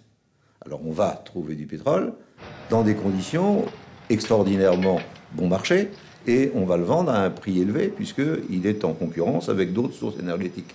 Donc ce différentiel est énorme. On est à un pétrole grossièrement aujourd'hui, mettons, en moyenne, à 3-4 $ qui sort, et puis on le vend à 80. Tout cet argent entre les deux est un argent qui va à un certain nombre de gens. Alors bon. Cet argent du pétrole a servi, on l'a vu, aux opérations clandestines menées par la France en Afrique.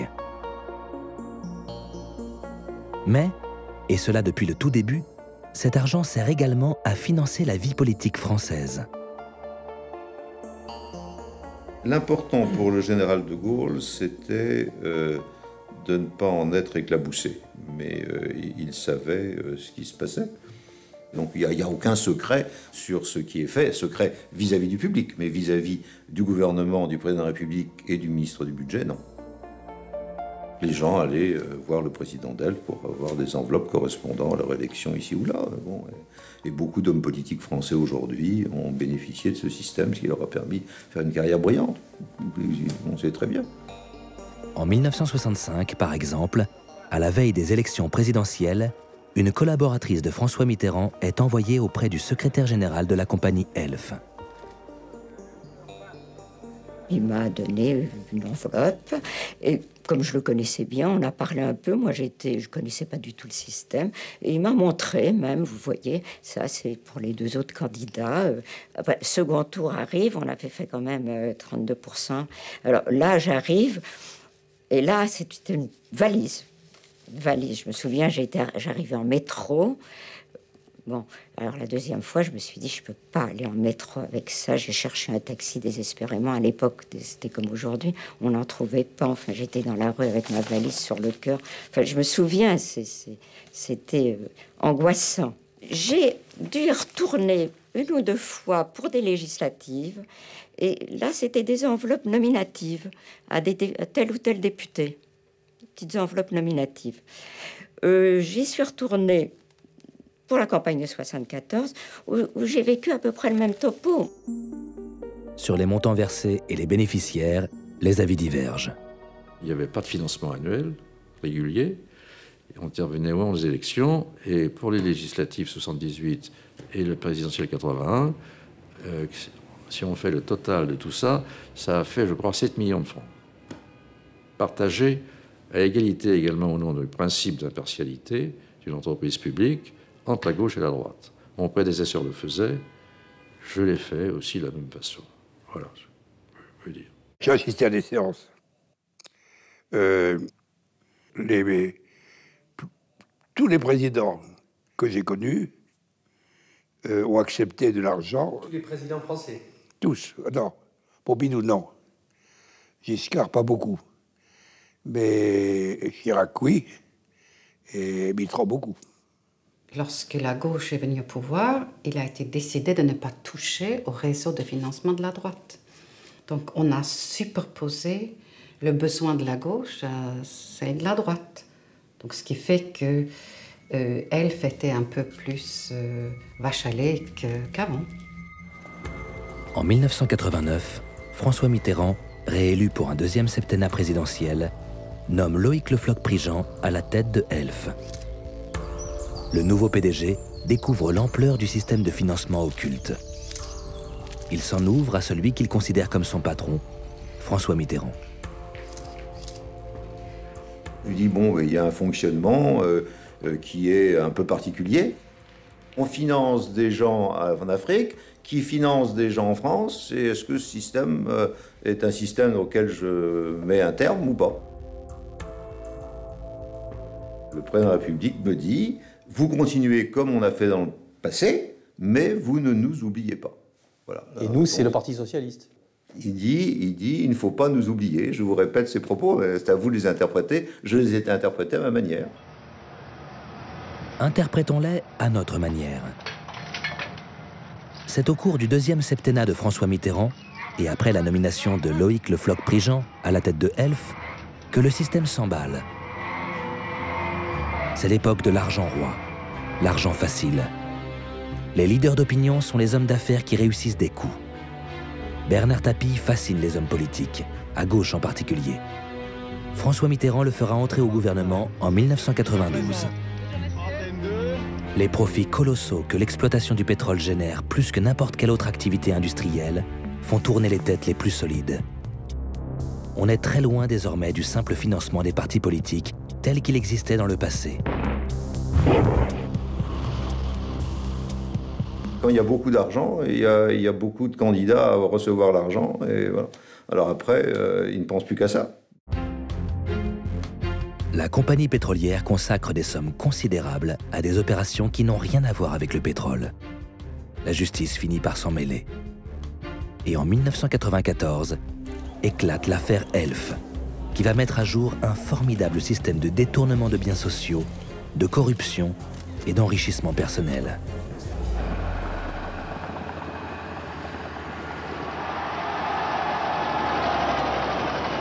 Mais avant de parler de ce scandale d'État et de ses répercussions considérables sur la société française, il nous faut revenir sur un autre événement, planétaire celui-là, la chute du mur de Berlin.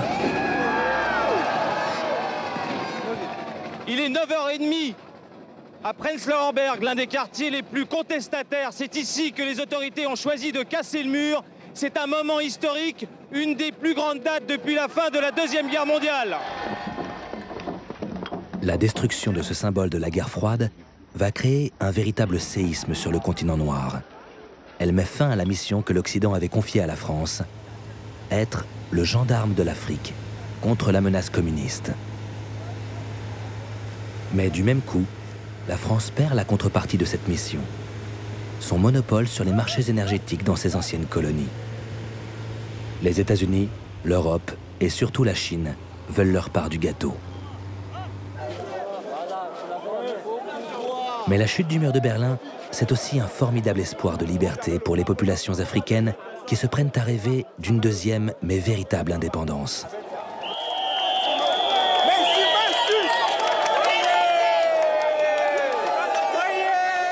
Le président Mitterrand, déstabilisé par un événement qu'il n'a pas vu venir, tente de s'adapter à ce nouveau cours de l'histoire.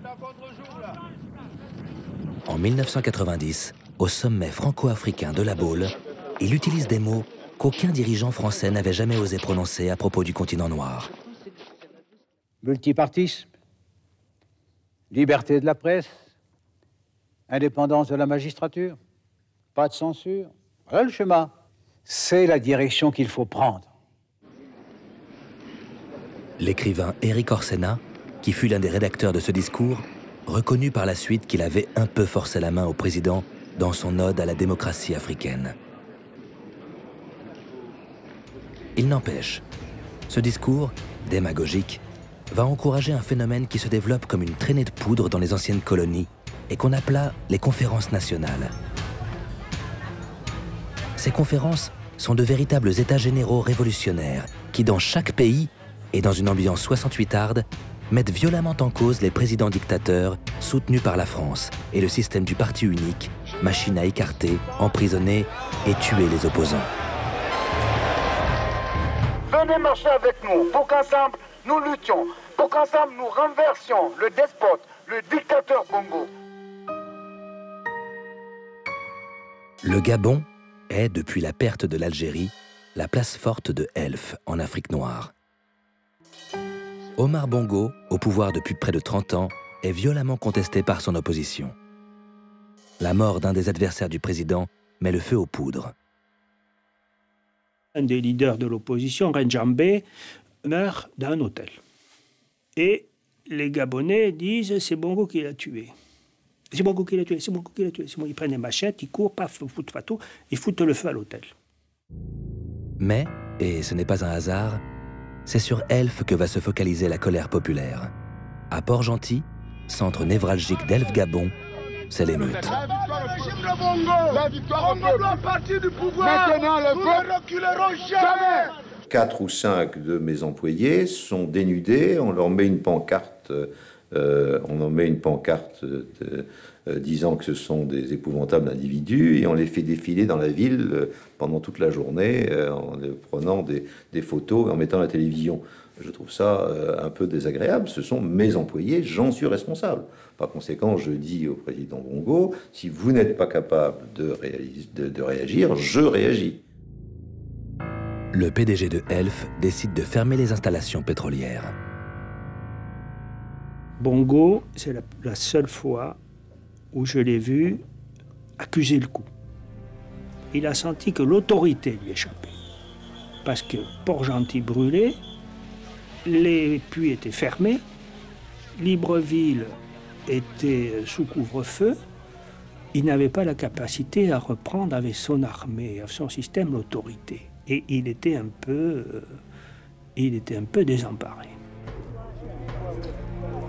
Désemparé, mais surtout furieux, car Paris envisage de le lâcher pour soutenir un de ses opposants. Ce n'est pas parce qu'il y a des manifestations de rue que cela doit mener la fin des règnes. Moi, je ne me laisserai pas faire. Nous sommes décidés à mettre de l'ordre, quel qu'en soit le prix. C'est tout. Omar Bongo contre-attaque, fait jouer ses réseaux d'influence à Paris, et en particulier Roland Dumas, ministre des Affaires étrangères de François Mitterrand. Il finit par menacer la France de faire appel aux Américains si Elf ne rouvre pas les puits. Paris capitule. Alors la Légion est arrivée, ils ont dégagé Port-Gentil, le bataillon parachutiste français qui est à Libreville a réussi mission de sécuriser les quartiers où sont les Européens. Tout ça s'est rentré à peu près dans l'ordre et le président Bongo a repris du poil de la bête. La France, militairement, a et des Bongo et à aider son pouvoir.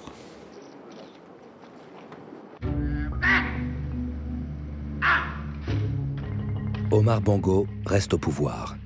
Elf rouvre ses puits, l'argent coule à nouveau. Le président gabonais a gagné son bras de fer avec Paris. Cette victoire n'est pas anodine.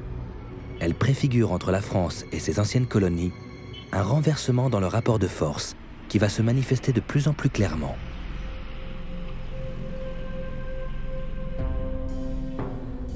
Au Congo-Brazzaville tout proche, c'est encore le pétrole qui va décider des événements. Dans cet autre émirat pétrolier sous le contrôle de Elf, le président dictateur Sassou Nguesso est en train de perdre le pouvoir. En effet, la conférence nationale de ce pays a adopté dans l'enthousiasme une nouvelle constitution qui non seulement supprime les références marxistes du régime, mais surtout instaure le multipartisme. Du coup, le président Sassou Nguesso, qui appartient à une ethnie minoritaire du nord du Congo, n'a plus aucune chance d'être réélu à l'occasion des premières élections véritablement démocratiques du pays. Mais Denis Sassou Nguesso a été pendant des années l'homme de Elf. Pour les dirigeants de la compagnie, il est hors de question qu'ils perdent le pouvoir. Il faut trouver une solution. Ce sera Pascal Lissouba, un ancien Premier ministre. Les dirigeants de Elf lui proposent de se porter candidat à la présidentielle. C'est un homme âgé, éloigné des affaires depuis longtemps. Il pense pouvoir le contrôler. Pascal Lissouba est originaire de l'ethnie majoritaire du sud du pays. Allié à Sassou Nguesso, de l'ethnie minoritaire du nord, il est sûr de remporter les élections. En contrepartie, une fois élu, il prendra dans son gouvernement des hommes de Sassou Nguesso qui continuera ainsi, de fait, à diriger le pays.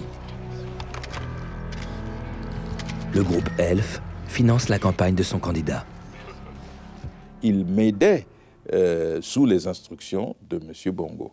J'ai acheté une trentaine de Land Rover pour ma campagne. Je n'aurais jamais pu le faire moi-même.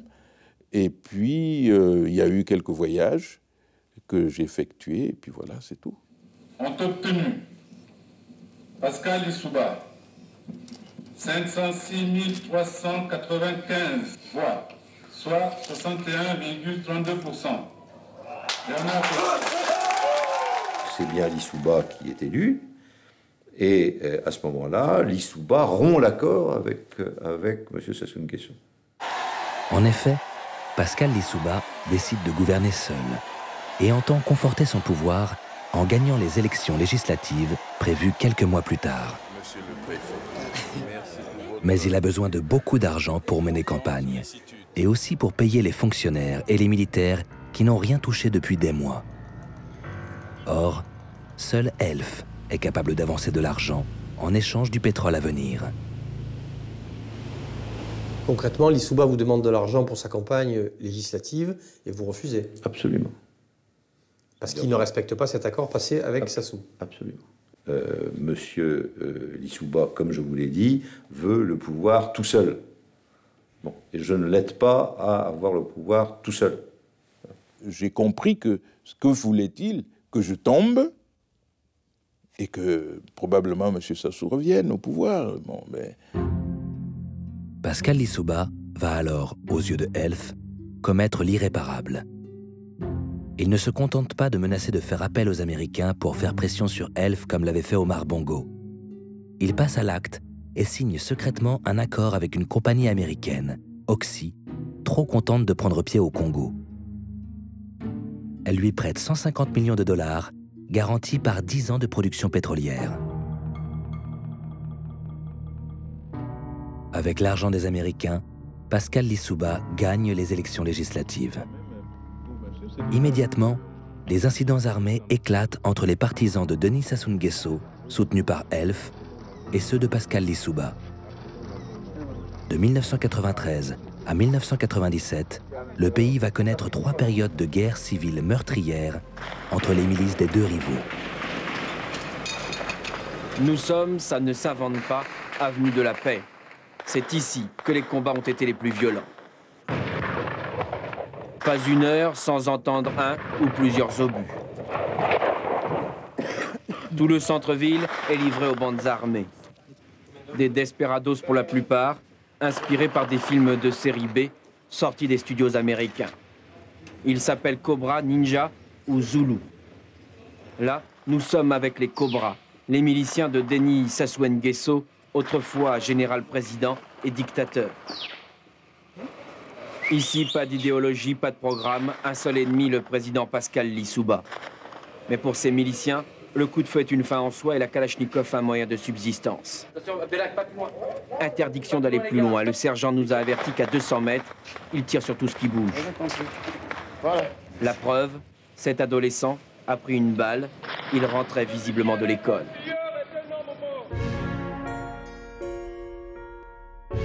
Pour gagner cette guerre sans merci, Denis Sassou Nguesso va s'appuyer sur un allié de poids, l'Angola du président Dos Santos, qui, ça tombe bien, est devenu une pièce maîtresse dans le jeu de Elf autour du golfe de Guinée. Le golfe de Guinée ou le réservoir à pétrole d'Elf-Aquitaine. De cette région d'Afrique, le groupe pétrolier français extrait 60% de sa production. Une source qui n'est pas prête de se tarir. Cette fois-ci, les géologues et les ingénieurs d'Elf sont tombés sur un énorme gisement, peut-être le plus gros d'Afrique, découvert à 200 km au large des côtes angolaises. On l'a baptisé Dahlia. Dahlia, c'est un potentiel de 3 milliards de bidons de pétrole, un véritable Eldorado par 1300 mètres de fond. Mais l'Angola est également un pays instable, menacé depuis des années par une rébellion. Et l'instabilité dans un pays, on sait depuis le général de Gaulle que ce n'est pas bon pour l'exploitation du pétrole. Elf avance au président Dos Santos les milliards nécessaires à l'équipement de son armée. Là, c'est clair, oui, on aide le président Dos Santos à rester au pouvoir. Oui, bien sûr. La rébellion est définitivement matée. Et Dos Santos peut, avec la bénédiction de la compagnie pétrolière qui a financé son armée, se porter au secours de Sassou Nguesso, qu'il réinstalle sur son siège de président dans sa capitale, Brazzaville, ravagée par les combats.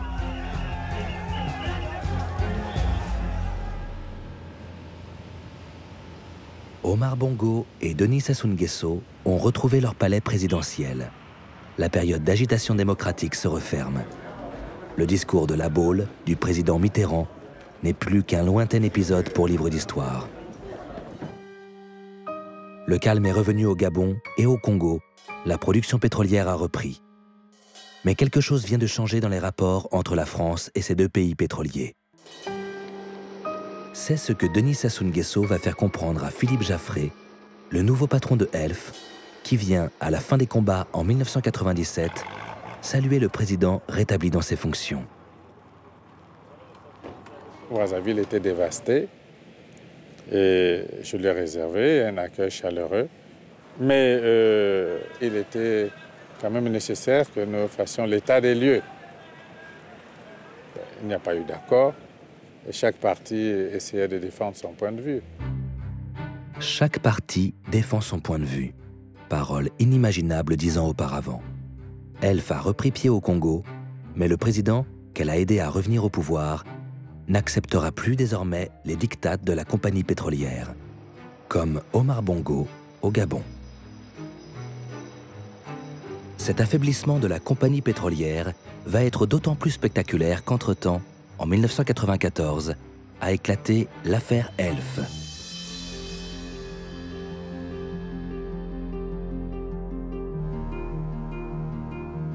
Au départ de ce scandale, il n'y a d'abord qu'une enquête de routine de la Commission des opérations boursières. Elle s'interroge sur le financement d'une importante société de textile cotée en bourse, la société Biedermann. Le dossier aboutit sur le bureau du juge d'instruction Eva Joly. Lorsque j'ai découvert dans les comptes de Biedermann une participation importante d'Elf, je ne comprenais pas pourquoi la Société nationale de pétrole investissait dans une société de textile en difficulté et des montants aussi importants.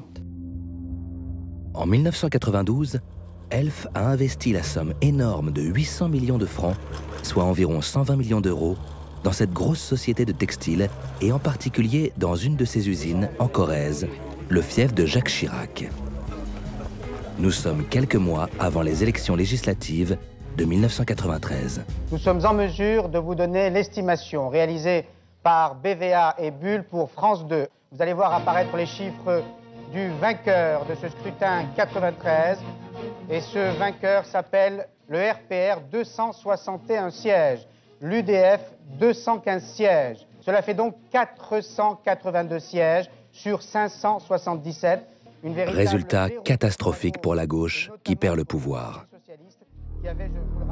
Jacques Chirac se réserve pour la présidentielle de 1995. Il laisse son vieil ami de 30 ans, Édouard Balladur, occuper le poste de Premier ministre pour cette nouvelle cohabitation avec le président Mitterrand.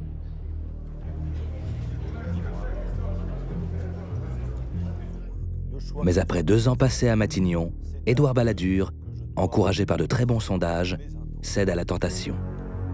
J'ai décidé de présenter ma candidature à la présidence de la République. Et pour, dit-on, financer sa future campagne électorale, il veut mettre la main sur Elf. Il demande à François Mitterrand de remplacer Loïc Le Floch-Prigent par Philippe Jaffray, un de ses proches. François Mitterrand accepte. Monsieur Balladur vient le voir en lui disant il faut que Monsieur Le Floch-Prigent s'en aille et je veux le remplacer par Monsieur Jaffray. Il m'appelle en disant voilà ce qui va se passer. Bon, et il m'appelle en disant qu'est-ce que j'ai demandé à ce que vous ayez quelque chose. On va vous proposer Gaz de France. Il faut que vous l'acceptiez. Très bien, parfait. Mais l'enquête sur l'affaire Biderman commence à faire des dégâts. Et pour se protéger d'éventuelles retombées, Philippe Jaffray, le nouveau PDG à peine nommé, porte plainte en juillet 1993 contre son prédécesseur, Loïc Le Floch-Prigent. Il l'ignore encore, mais il vient de mettre en route un processus judiciaire que plus personne ne pourra arrêter. J'étais absolument à 1000 lieues d'imaginer ce que j'allais trouver. Pour moi, il était inconcevable que des ingénieurs à qui on avait confié la direction de la plus grande entreprise nationale, je concevais bien qu'ils se servaient de la carte de crédit un peu facilement et peut-être quelques avantages comme ça, mais qu'ils avaient pu mettre en place un système si performant et aussi systématique et alimenter autant de monde avec l'argent public. Ça, c'était un peu en dehors de ce que j'imaginais possible. La rivalité entre Balladur et Chirac va ainsi transformer une banale affaire de détournement de fonds en scandale d'État qui va briser la loi du silence que la droite et la gauche confondues respectaient. Le juge d'instruction Eva Joly va suivre une multitude de pistes dont l'écheveau n'est toujours pas démêlé quand le procès s'ouvre en 2000.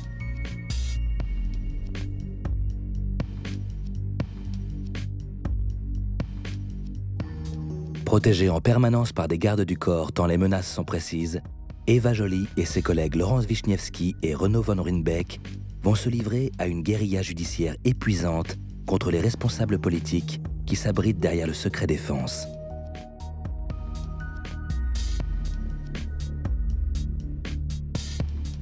Ce qui frappe dans l'affaire Elf, c'est peut-être l'énormité des détournements.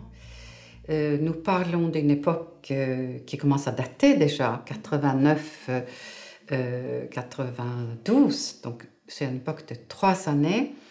L'équipe dirigeante avait réussi à détourner à peu près 6 mois de bénéfices.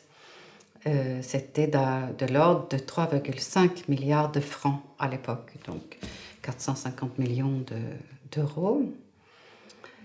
Donc ça, c'est aussi le modus operandi, c'est-à-dire toutes les opérations qu'elle faisait à l'époque avaient des pompes dérivatives pour alimenter des fonds secrets.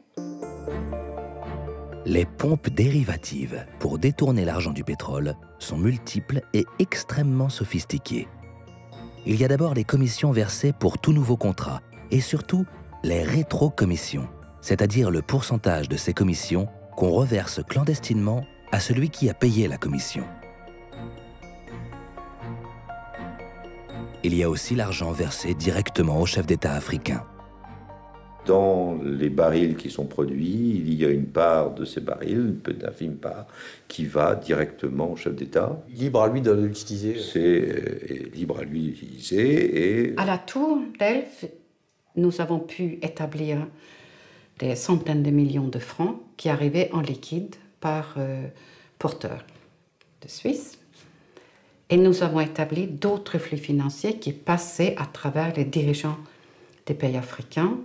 Ensuite, les dirigeants des pays africains faisaient ce qu'ils souhaitaient, ce qu'ils voulaient avec cet argent. Et comme eux, ils ont le privilège d'être chef d'État en exercice, il est dans l'état actuel de l'état du droit international impossible ou extraordinairement difficile d'enquêter sur ce que le fonds devient une fois qu'ils sont allés dans la poche de Bongo ou les autres.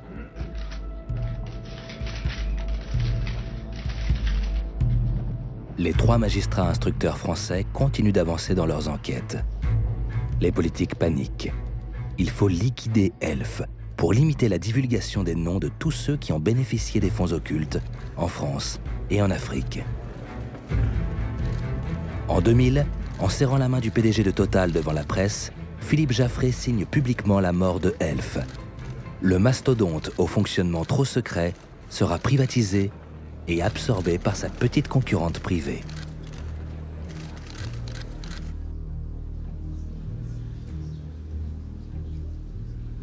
Total, la petite société, mange la grosse et 85% des cadres de Elf s'en vont dans toutes les sociétés qui existent à travers le monde. Donc le résultat est clair. Elf a disparu. Pour la petite histoire, le plus grand scandale de la République n'a accouché que de quelques petites condamnations à de la prison, le plus souvent avec sursis, et des amendes dont la plupart ne seront jamais payées. Loïc Le Floch-Prigent, avec ses 6 mois passés en prison, fait figure de bouc émissaire.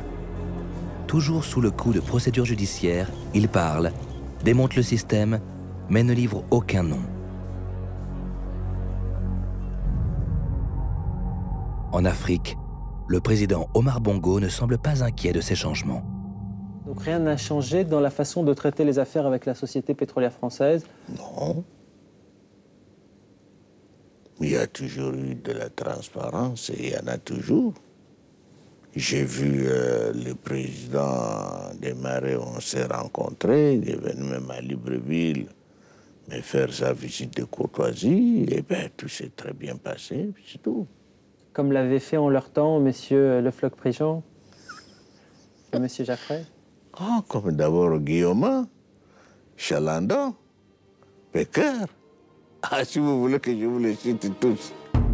Mais le président Bongo sait bien que quelque chose a changé.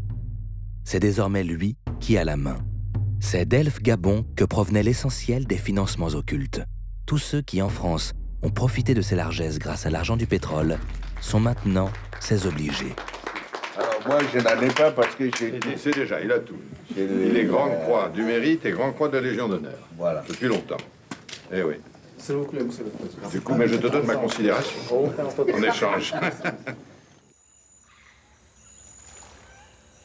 La chute du mur de Berlin, le scandale de l'affaire Elf font basculer le pouvoir de décision de la France vers l'Afrique. Dans ce basculement, un homme va jouer un rôle important. Il s'appelle Robert Bourgi. Il a de qui tenir. Son père, commerçant libanais au Sénégal, était un honorable correspondant de Jacques Foccart. Mon père et lui se connaissaient depuis 1946. Et aussi loin que je remonte dans ma mémoire, je vois M. Foccart, qui me considérait comme un des membres de sa famille, et pour lequel j'avais une affection plus que filiale. Jacques Foccart, le conseiller préféré du général de Gaulle, l'homme qui a mis en place les réseaux de la France-Afrique. En mai 1995, Quant à la surprise générale, Jacques Chirac gagne les élections présidentielles et il rappelle Jacques Foccart aux affaires. Tentative pathétique de faire revivre le passé.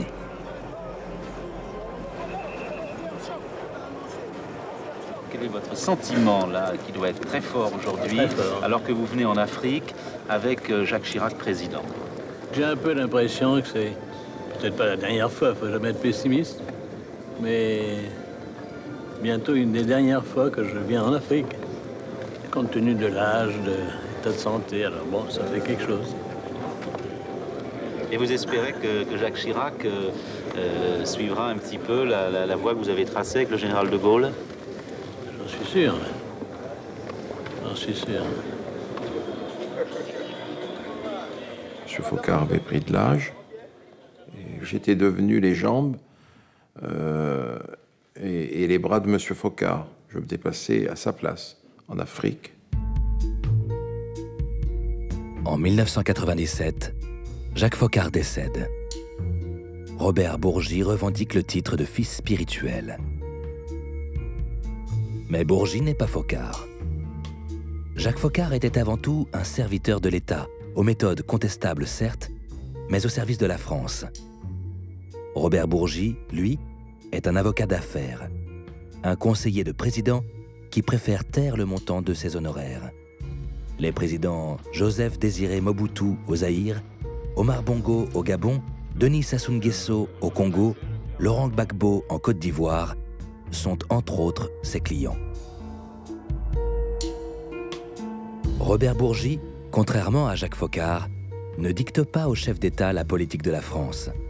Il est plutôt, auprès de la présidence française, le messager de ses clients africains. Et ça change tout. Car c'est bien Omar Bongo, un de ses clients, qui a pris le pouvoir sur la politique franco-africaine. Et cet homme est redoutable. Le président Bongo était chef d'orchestre sur la France-Afrique et il connaissait mieux tous les paramètres que nos responsables des cellules africaines. Et Bongo buvait du petit lait devant leur méconnaissance en leur donnant des leçons. Pompidou, Giscard, Mitterrand et Chirac. Alors s'il y a quelqu'un d'autre qui vient, je ne sais pas où je le mettrai. Il était complètement imprégné de politique française et il donnait des conseils à tous les hommes politiques en disant oui mais bon, là si jamais tu t'orientes là-dedans, là tu es cuit, tu vas pas pouvoir te faire élire, voilà comment il faut faire, etc. Donc il était complètement à l'intérieur de la politique française et il était et il soutenait les uns et les autres, il s'amusait. C'était son terrain de jeu intellectuel favori, et il connaissait la France électorale depuis 1945 parfaitement. Quand il venait à Paris, que ce soit à l'hôtel Meurice, mais surtout à l'hôtel Crillon, les politiques français faisaient la queue sur le cahier de rendez-vous pour rencontrer le président Bongo. Quand j'allais voir le président Bongo au Meurice, j'étais dans les appartements privés. Mais par curiosité, j'allais dans la salle d'attente officielle. Alors là, le spectacle était hallucinant, surréaliste. Vous aviez des gens du PS, vous avez des gens de l'UMP, vous avez les gens de l'UDF. Michel Alliot-Marie, Alain Juppé, Dominique de Villepin, Philippe Douste-Blazy, Thierry Breton, Brice Hortefeux, Jean-François Copé, Renaud Dutreil, Hervé Guémard, Charles Pasqua, Xavier Darcos, François Fillon, François Bayrou, Roselyne Bachelot, Philippe Seguin, Roland Dumas, Michel Rocard, Catherine Tasca, Bernard Kouchner, Jacques Attali, Michel Barnier, Pierre Bédier, Michel de Bonnecorse, Nicolas Sarkozy, Jacques Chirac, etc., etc. Et il aimait bien donc suivre les jeunes espoirs. Et par exemple, lorsqu'il entendait dire que Dutreil avait de l'avenir, que Copé avait de l'avenir, eh ben, il disait, tiens, j'aimerais les rencontrer. Alors, l'ambassadeur les faisait venir à l'hôtel Meurice, rencontrés, puis certains étaient invités à aller faire un voyage officiel au Gabon. Mais c'était plus, il essayait de connaître avant tout le monde les futurs grands de la politique française. Les encouragements qu'Omar Bongo peut donner aux futures élites françaises, à peine sorties de l'ENA, prennent bien souvent un aspect financier. Secret de polichinelle que personne ne veut reconnaître publiquement. Mais il y a plus grave. En 2002, au lendemain de la victoire de M. Chirac, avant que ne soit constitué le gouvernement, le président Chirac m'a dit « Il serait bon, Robert, que vous présentiez au président Bongo les hommes qui émergent, qui vont émerger, les hommes de l'avenir. » On s'est retrouvés dans l'appartement du président Bongo. Il y avait François Fillon, Jean-François Copé, Pierre Bédier.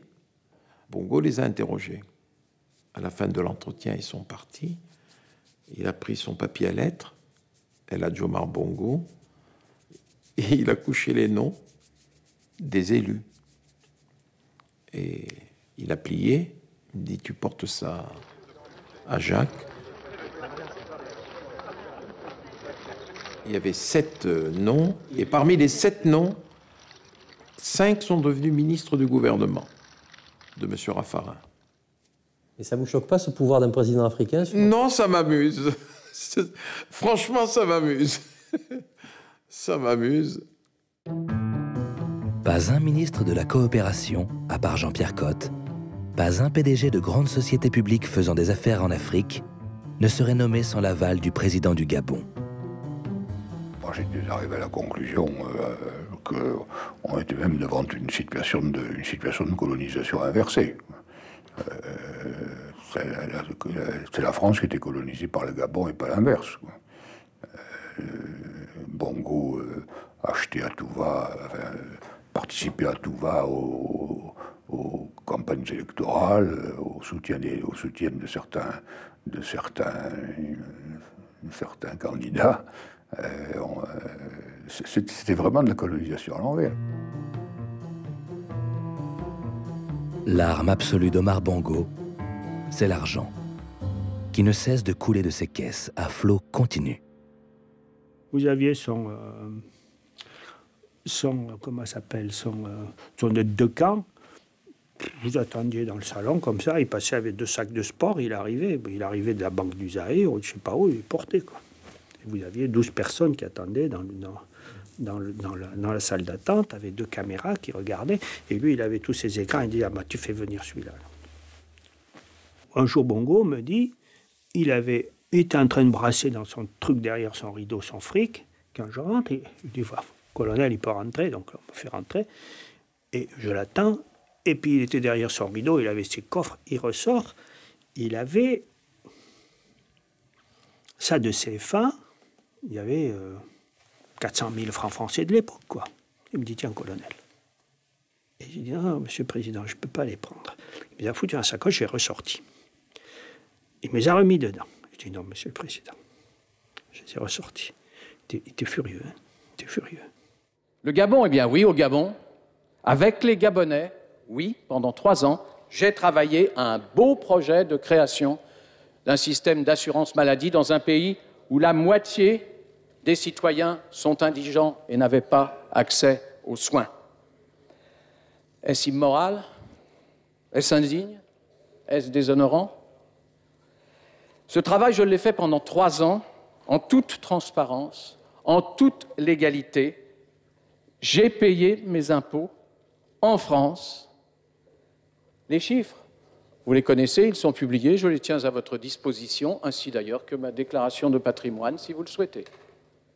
Lorsque Bernard Kouchner fait un rapport sur le système de sécurité sociale au Gabon et le facture, c'est une preuve que les relations France-Afrique continuent. L'étude sur la sécurité sociale gabonaise aurait dû être faite par l'Agence française de développement qui l'aurait fait gratuitement.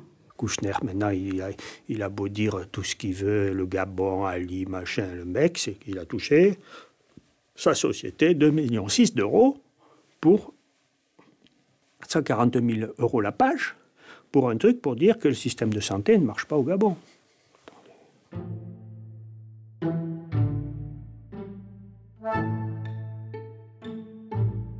J'ai vu d'autres choses, mais c'était pas... J'ai vu les directeurs de cabinet de M. Dumas venir chercher, oui, mais bon, c'était pas dans le cadre d'élection. Hein. Pourquoi ils faisaient ça? À mon avis, c'était de l'enrichissement personnel, il y avait.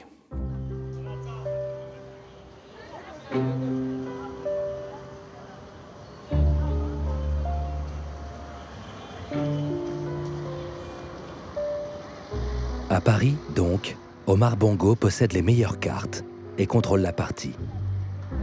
Mais il manquait encore une étape pour signer définitivement la mort d'une certaine France-Afrique. Elle va se jouer en Côte d'Ivoire, une ancienne colonie française. En octobre 2000, Laurent Gbagbo prend le pouvoir. Ce n'est pas l'homme que la France aurait aimé voir succéder à l'illustre Houphouët-Boigny, président de Côte d'Ivoire pendant 33 ans, de l'indépendance en 1960 à sa mort en 1993. Houphouët-Boigny, ce grand ami de la France, avait été, bien avant l'indépendance, un familier des palais de la République française, participant à plusieurs gouvernements du général de Gaulle à la fin des années 50. Riche de ses plantations de cacao, dont elle était le premier producteur mondial, des plantations de café et des bananeraies, la Côte d'Ivoire était un véritable village gaulois où les 80 000 Français expatriés vivaient luxueusement. Comme vous le voyez, ces maillots sont tous recouverts d'un manteau long qui permet d'aller déjeuner en sortant de l'eau et d'être dans une tenue convenable. C'était ce qu'on appelait le miracle ivoirien. C'est vrai que ça a été un pays phare pour nous, c'est le phare de nos relations avec l'Afrique. En plus, la personnalité du président Houphouët faisait qu'on pouvait s'appuyer sur lui dans la mesure où c'était aussi un chef respecté dans tout le continent africain. Et d'ailleurs, le mot France-Afrique, on le doit au président Houphouët-Boigny.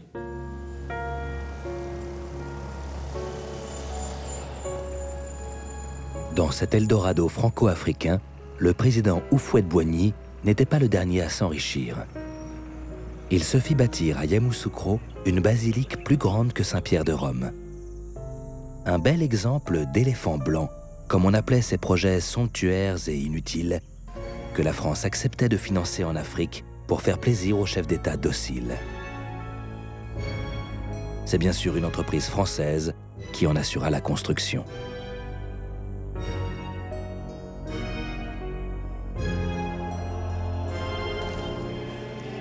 Mais à sa mort, le 7 décembre 1993, la France ne réussit pas à imposer son candidat à la succession.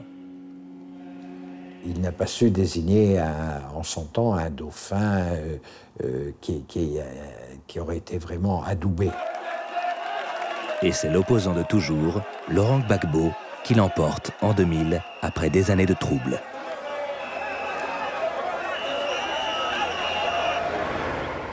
Mais le nouveau président est incapable de juguler les oppositions violentes qui divisent la société ivoirienne.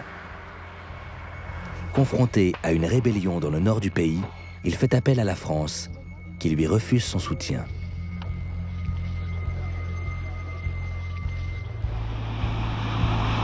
Le 4 novembre 2004, au cours d'une offensive contre les rebelles du Nord, un avion de l'armée ivoirienne bombarde délibérément le lycée français de Bouaké, où est stationnée l'armée française.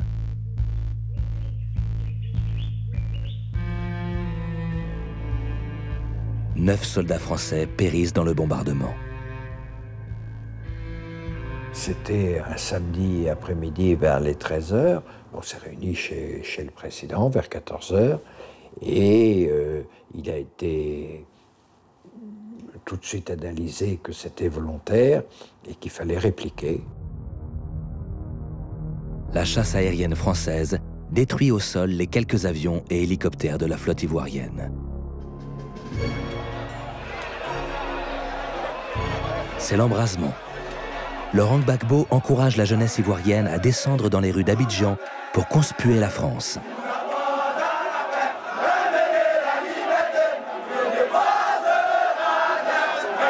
Le 9 novembre 2004, après un face-à-face tendu de 48 heures devant l'Hôtel Ivoire, où ont été regroupés les Européens, les militaires français ouvrent le feu sur la foule, faisant 67 morts et 1256 blessés.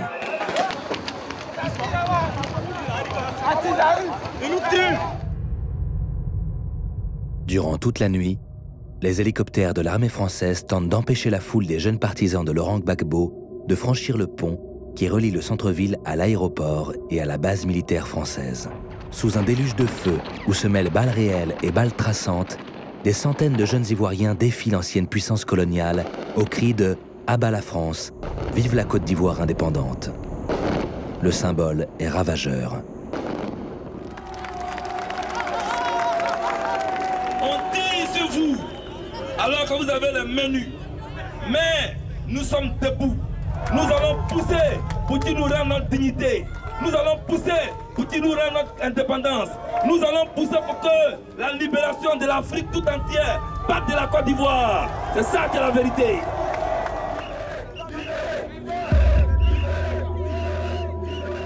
Pour les nouvelles générations africaines, qui n'ont connu ni la colonisation, ni la période de la guerre froide, Laurent Gbagbo devient le héros qui a résisté à la France. Je pense que les événements de Côte d'Ivoire ont marqué l'apparition d'un nouveau type de dirigeant africain, beaucoup moins souple à l'égard de la France que pouvaient l'être les autres, ou beaucoup moins soucieux de garder de bonnes relations avec la France, et assez habile à utiliser les faiblesses à la fois du système international et puis les faiblesses de la politique française. Depuis ces événements, Laurent Gbagbo se maintient au pouvoir dans l'attente d'hypothétiques élections toujours retardées.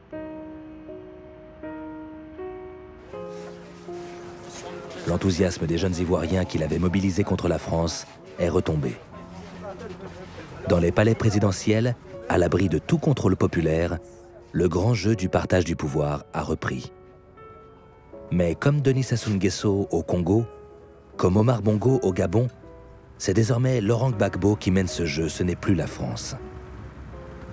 Pour les expatriés français qui avaient fait leur vie en Côte d'Ivoire et dont le nombre a déjà fortement diminué au fil des années, c'est la fin. Pour les grands groupes industriels, c'est autre chose. Laurent Gbagbo a dit non à la France, mais pas aux grandes sociétés françaises. Le 3e pont d'Abidjan, d'abord promis aux Chinois, reviendra finalement à l'entreprise Bouygues, qui gère déjà dans ce pays l'eau et l'électricité. On les appelle les BNB, Bouygues et Bolloré. Monsieur Vincent Bolloré. Le 3 avril 2008, Vincent Bolloré est décoré de l'Ordre national du mérite par le président Gbagbo. L'industriel français vient d'obtenir la concession du port d'Abidjan.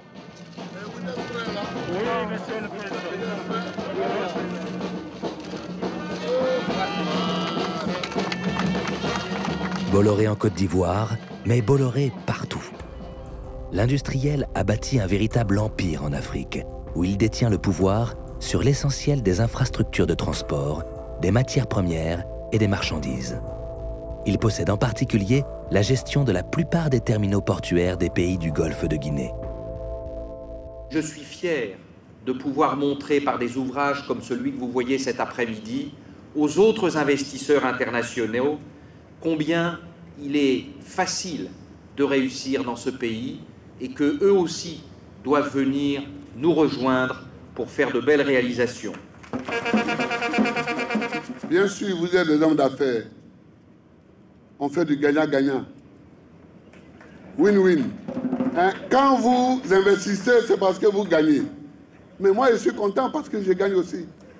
Parce que la Côte d'Ivoire gagne aussi.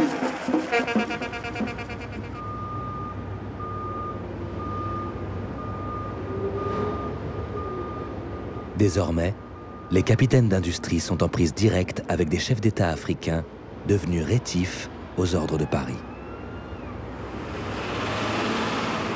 Mais pour autant, Bouygues, Bolloré, Total, Areva, EDF continuent d'avoir besoin du soutien du pouvoir politique français pour mener leurs affaires en Afrique. C'est le rôle que jouera un ami personnel de Vincent Bolloré et de Martin Bouygues, Nicolas Sarkozy, qui en 2007 va ravir à la vieille garde gaulliste la présidence de la République française. Dans ce passage à l'ère sarkozienne, un homme dont on a déjà beaucoup parlé a joué un rôle important, Robert Bourgi. Pendant des années, il avait été le fidèle factotum en Afrique de Jacques Chirac et Dominique de Villepin. Convaincu que ce dernier n'avait aucune chance de gagner la présidentielle 2007, il va basculer avec armes, bagages et carnet d'adresses dans le camp de Nicolas Sarkozy.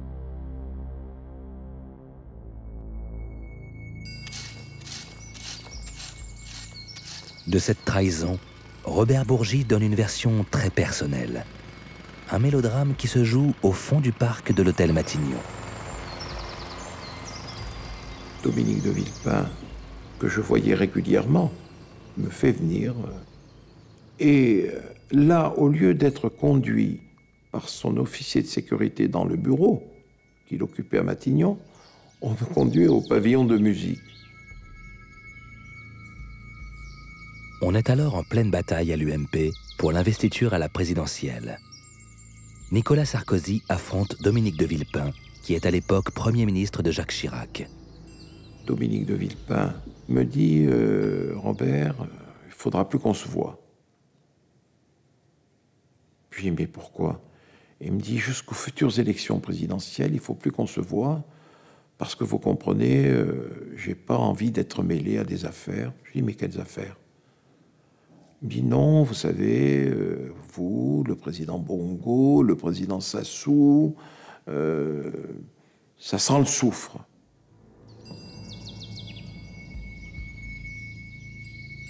Lorsque je suis sorti du pavillon de musique, j'ai rendu compte au président Bongo, j'ai rendu compte au président Sassou, et vous savez, le tambour marche très vite là-bas, au sein du syndicat des chefs d'État africains. Ça marche très vite, ils se tiennent au courant de ce qui se passe en France. Quant aux principaux ministres, c'est un triomphe. Faut-il le dire sans surprise? Une semaine ou 2 semaines après, j'ai rencontré M. Sarkozy, qui était ministre d'État, ministre de l'Intérieur. Il me dit, qu'est-ce qui se passe, Robert? Je lui dis, bon, voilà ce qui vient de se passer entre Dominique et moi. Et il a eu cette phrase qui résume bien l'ambiance de l'époque. Il m'a dit, il t'est arrivé ce qui m'est arrivé, ils t'ont foutu un coup de pied au cul, mais ne t'inquiète pas, on les aura. Désormais, Robert Bourgi travaille à la victoire du candidat Sarkozy. Voilà, j'ai voulu me mettre comme le président. Et voilà, sans cravate, hein. Oui, mais j'ai pas de cravate. Justement. Je voulais absolument te voir. Ah. Tu as passé de bonnes vacances? Il est vrai qu'ensuite, j'ai fait en sorte que M. Nicolas Sarkozy, candidat président, soit mieux vu, plus apprécié par les chefs d'État africains. Et ils ont tous joué Nicolas Sarkozy. On dit que dans ce basculement de l'Afrique vers M. Sarkozy, il y a aussi, par votre intermédiaire, l'aide financière que certains chefs d'État africains auraient pu apporter à la campagne électorale de M. Sarkozy. Je vais vous répondre très franchement. Il n'y a jamais eu un seul centime, je vous dis bien, un seul centime venu d'Afrique ou d'ailleurs pour la campagne présidentielle du candidat président Nicolas Sarkozy. Dont acte. Mais le 14 janvier 2007, au congrès UMP d'investiture du candidat Sarkozy, il y avait au premier rang, parmi les contributeurs de la campagne, Pascaline, la fille du président Omar Bongo, qui gère toutes ses participations dans les sociétés commerciales et ses comptes en banque à l'étranger, et Paul Tungui, le ministre des Finances du Gabon. Le 27 septembre 2008, le président Nicolas Sarkozy remerciera Robert Bourgi pour ses bons et loyaux services en lui remettant personnellement la Légion d'honneur à l'Élysée devant entre autres des représentants du Gabon, de la Côte d'Ivoire et du Congo-Brazzaville. Je sais combien dans le passé Jacques Foccart, allant au service du général de Gaulle, a pu compter sur le patriote et sur l'ami que fut ton propre père. Je sais que sur le terrain de l'efficacité et de la discrétion, tu es le meilleur des professeurs. Et que tu n'es pas un homme à oublier les conseils qu'il te donnait jadis. Reste à l'ombre pour ne pas attraper un coup de soleil. Mais il n'y a pas que Robert Bourgi qui est remercié pour service rendu. À peine élu, le nouveau président téléphone à Omar Bongo et quelques jours plus tard, il le reçoit en visite officielle à l'Élysée. À cette occasion, il va, d'après Robert Bourgi, réparer une injustice commise par Jacques Chirac. Nous étions assis, le président Bongo et moi, au 5e étage du palais du bord de mer. Il me dit, je connais Jacques depuis 1963. Eh bien, tu vois, fiston, il n'a pas été à la hauteur de notre amitié. Je lui dis, papa, comme je l'appelais, pourquoi vous me dites ça? Je vous sens triste, amer. La remise de la dette, chaque fois que je le vois, il me dit, Omar, ne t'inquiète pas, je vais appeler Michel Candessu au FMI, je vais appeler mes amis de la Banque mondiale, tu auras une remise de la dette. Rien. Fiston, rien. Jacques n'a rien fait. Le président Sarkozy devient président de la République. Et lors du premier entretien, le président Bongo lui a dit « Nicolas, qu'est-ce que tu vas me faire, toi ?» Avant le 14 juillet, Omar, ta dette sera réduite. Tu proposes combien? Il dit 30%, ça serait un bon chiffre. Il dit, Omar, revois ça à la baisse quand même, un peu. Je te propose 20%. Il dit, alors, c'est bon, on va pour 20%. Est-ce que c'est raisonnable de réduire la dette d'un pays pétrolier comme le Gabon? Et c'est un cadeau de joyeux avènement que je sais l'Élysée a regretté après.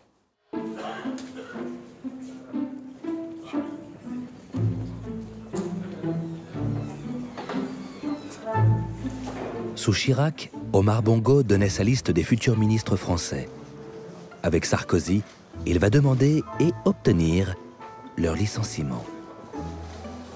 La victime s'appelle Jean-Marie Bockel, un rallié venant du PS que Nicolas Sarkozy a nommé ministre de la Coopération.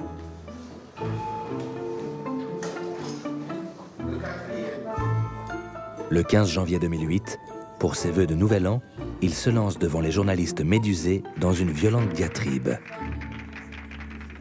Quand les indicateurs sociaux de ces pays stagnent ou régressent, tandis qu'une minorité mène un train de vie luxueux, la gouvernance est en question. Que deviennent ces revenus pétroliers? Pourquoi la population n'en bénéficie-t-elle pas davantage? La défense de quelques rentes de situation, héritées d'un passé révolu, perdure. La France-Afrique, pourtant obsolète, pourtant moribonde, freine encore la refondation voulue par le président de la République. Le président Omar Bongo, déjà fortement agacé par la justice française, qui s'intéresse de trop près aux hôtels particuliers, voitures de luxe et comptes en banque qu'il possède en France, explose. C'est Robert Bourgi qui se charge de transmettre à Nicolas Sarkozy la colère du président. Il me dit, ça ne peut pas continuer, il faut que tu dises à Nicolas que moi et les autres, nous ne voulons plus de ce ministre. Je suis allé voir le président de la République à l'Élysée, en présence de M. Guéant, et je lui ai passé le message ferme et non voilé, et voilé de menaces du président Bongo. Et il m'a dit, écoute, dis à Omar, comme il l'appelle, et aux autres chefs d'État, que M. Bockel partira bientôt. Il sera remplacé par un de mes amis, et un ami de M. Guéant. Il m'a donné le nom en me demandant de le garder pour moi. Voilà comment et il m'a dit aussi, c'est important, ce nouveau ministre prendra ton attache, ne sois pas étonné, et quelque part tu l'initieras à l'Afrique. Bonjour. Le nouveau ministre ira donc faire ses classes chez Omar Bongo, chargé de l'initier, comme dit Robert Bourgi, au secret franco-africain. Ce sera Alain Joyandet, un franc-maçon qui ne connaît rien à l'Afrique, mais qui va porter sans complexe le nouveau discours de la politique franco-africaine. En avril 2008, le secrétaire général de l'Élysée, Claude Guéant, accompagné de Robert Bourgi, conduit le nouveau ministre Alain Joyandet auprès d'Omar Bongo qui va l'adouber. Du temps du général de Gaulle, c'est Jacques Foccart qui cooptait les présidents africains. Aujourd'hui, c'est auprès d'un de ces présidents qu'un ministre de la France vient chercher sa légitimité.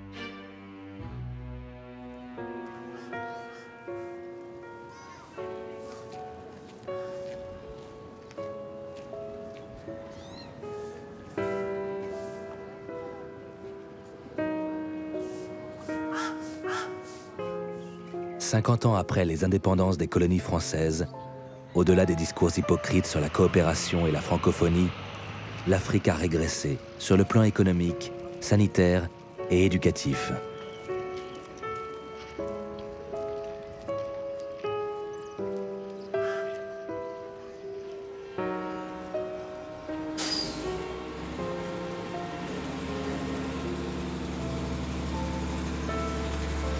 Mais paradoxalement, le continent noir se retrouve au cœur des enjeux de la mondialisation. Les besoins en matières premières ne cessent de croître. Le sous-sol de l'Afrique en reste la première réserve planétaire. Pendant les années qu'on subit la décolonisation, on était en situation de monopole dans un certain nombre de pays et il suffisait de décrocher son téléphone, d'avoir le président et vous aviez le marché. C'est plus le cas du tout. Désormais, la concurrence avec les États-Unis et les pays émergents comme la Chine, l'Inde ou le Brésil est sauvage. Et la France, comme au temps du général de Gaulle, a toujours autant besoin de l'Afrique pour assurer son approvisionnement énergétique. Nicolas Sarkozy, dos au mur, doit faire face à ce nouveau rapport de force et courir partout, en renfort politique des grands groupes de taille internationale comme Bolloré, Bouygues, Total ou Areva, qui sont en première ligne. C'est une visite où tout doit se passer très vite. Dans quelques minutes, Nicolas Sarkozy va faire son entrée dans le palais présidentiel de Luanda. 17 heures d'avion aller-retour pour 5 heures sur place. Pour la raison d'État et les intérêts stratégiques, la distance ne compte pas. En Angola, Christophe de Margerie, PDG de Total, veut devenir le premier exportateur pétrolier de ce pays qui a les réserves les plus importantes d'Afrique. Au Niger, c'est l'uranium qu'il faut défendre.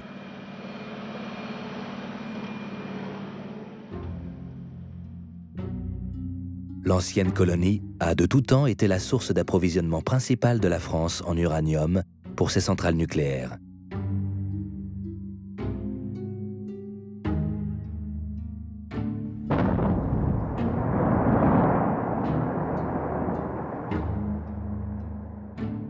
Mais en 2007, le président du Niger veut profiter du redémarrage mondial de l'industrie nucléaire pour exiger une hausse des tarifs de vente du minerai d'uranium et une renégociation de la concession de la mine d'Imouraren, destinée à devenir la plus importante au monde. Pour faire face à cette situation difficile, Dominique Pain, l'ancien premier conseiller à l'ambassade de France à Abidjan, est nommé directeur d'Areva au Niger. Au cours de négociations tendues, le président nigérien menace.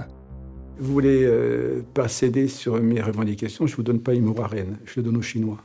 Jamais Tandja ne serait comporté comme ça il y a ne serait-ce 10 ans. Parce qu'il y avait toujours cette relation privilégiée avec la France. Les négociations piétinent. Dominique Pain est expulsé du pays. 15 jours plus tard, Nicolas Sarkozy vient signer l'accord. Mais pour un prix de vente de l'uranium 2 fois plus élevé que dans le passé. Au fond, Mamadou le sait bien, qu'est-ce que je veux faire pour la France? Je veux que la France reprenne toute sa place en Afrique, sur de nouvelles bases. Voilà, ils ont des matières premières, on va les payer au juste prix. Et ça sera très bien pour nous. Décidément, les temps ont bien changé. D'autant que Nicolas Sarkozy entend désormais défendre les entreprises nationales, non seulement dans l'ancien précaré français, mais également dans les pays africains anglophones, comme le Nigeria ou l'Afrique du Sud.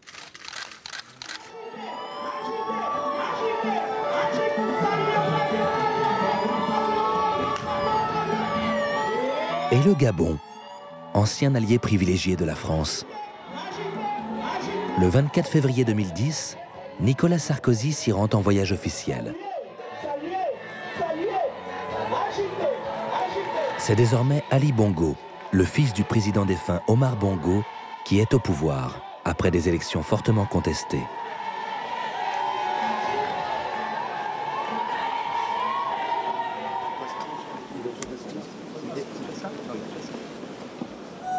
Sur les murs de la salle, 50 ans d'histoire france-africaine. Leurs Excellences, Messieurs les chefs d'État. Mais les discours des présidents montrent bien qu'une page est tournée.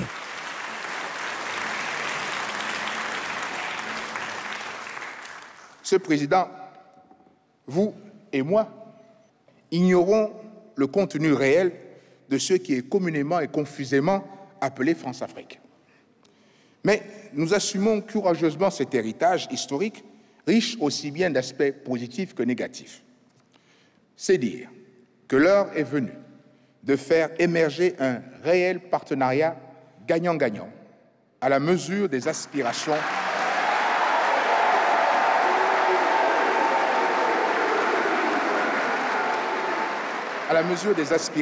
respectives de nos deux peuples. Je n'appartiens pas à la génération de la colonisation. Je n'en ai donc pas les réseaux, mais je n'en ai pas non plus les complexes. C'est donc un nouveau contrat que je suis venu vous proposer. Un nouveau contrat basé sur une relation décomplexée. La France-Afrique est donc moribonde. Mais pour autant, n'y a-t-il plus de réseau à l'œuvre dans la relation entre la France et ses anciennes colonies? Pas si simple. Le 31 octobre 2009, François Stéphanie se rend au Gabon en avion privé. Il est le grand maître de la GLNF, la Grande Loge nationale française, une des deux plus importantes obédiences maçonniques françaises avec le Grand Orient. La Grande Loge du Gabon vient d'élire un nouveau grand maître en remplacement de feu El Hadj Omar Bongo Ondimba, et ils ont organisé une tenue de Grande Loge à l'occasion de laquelle on procède à l'investiture, c'est-à-dire à l'installation suivant une cérémonie rituelle. Et c'est la Grande Loge nationale française, en tant que loge mère de la Grande Loge du Gabon, qui a le privilège d'installer ce nouveau grand maître. C'est pour ça que j'y vais avec mes officiers installateurs.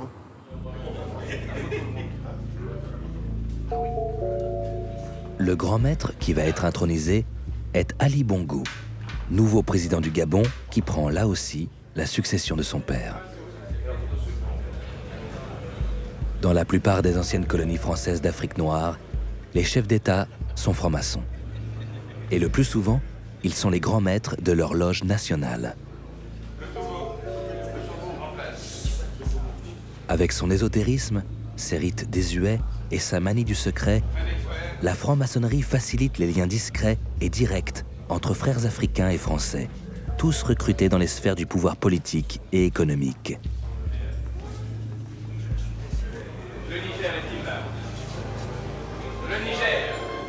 Aujourd'hui, ils sont tous là, tous les présidents africains ou leurs représentants au plus haut niveau.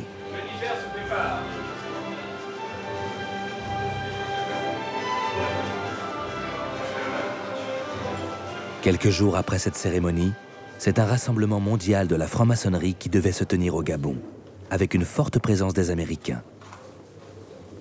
Il n'y a pas encore de Chinois francs-maçons. Ça ne saurait tarder.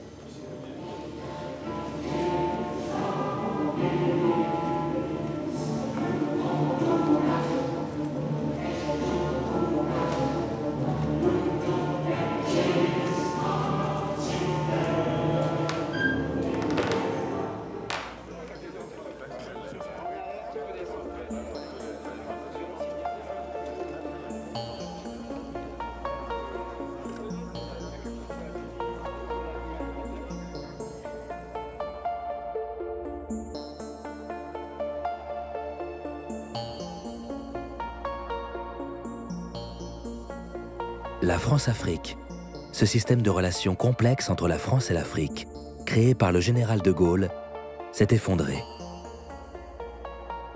Certes, des réseaux de connivence secrète perdurent.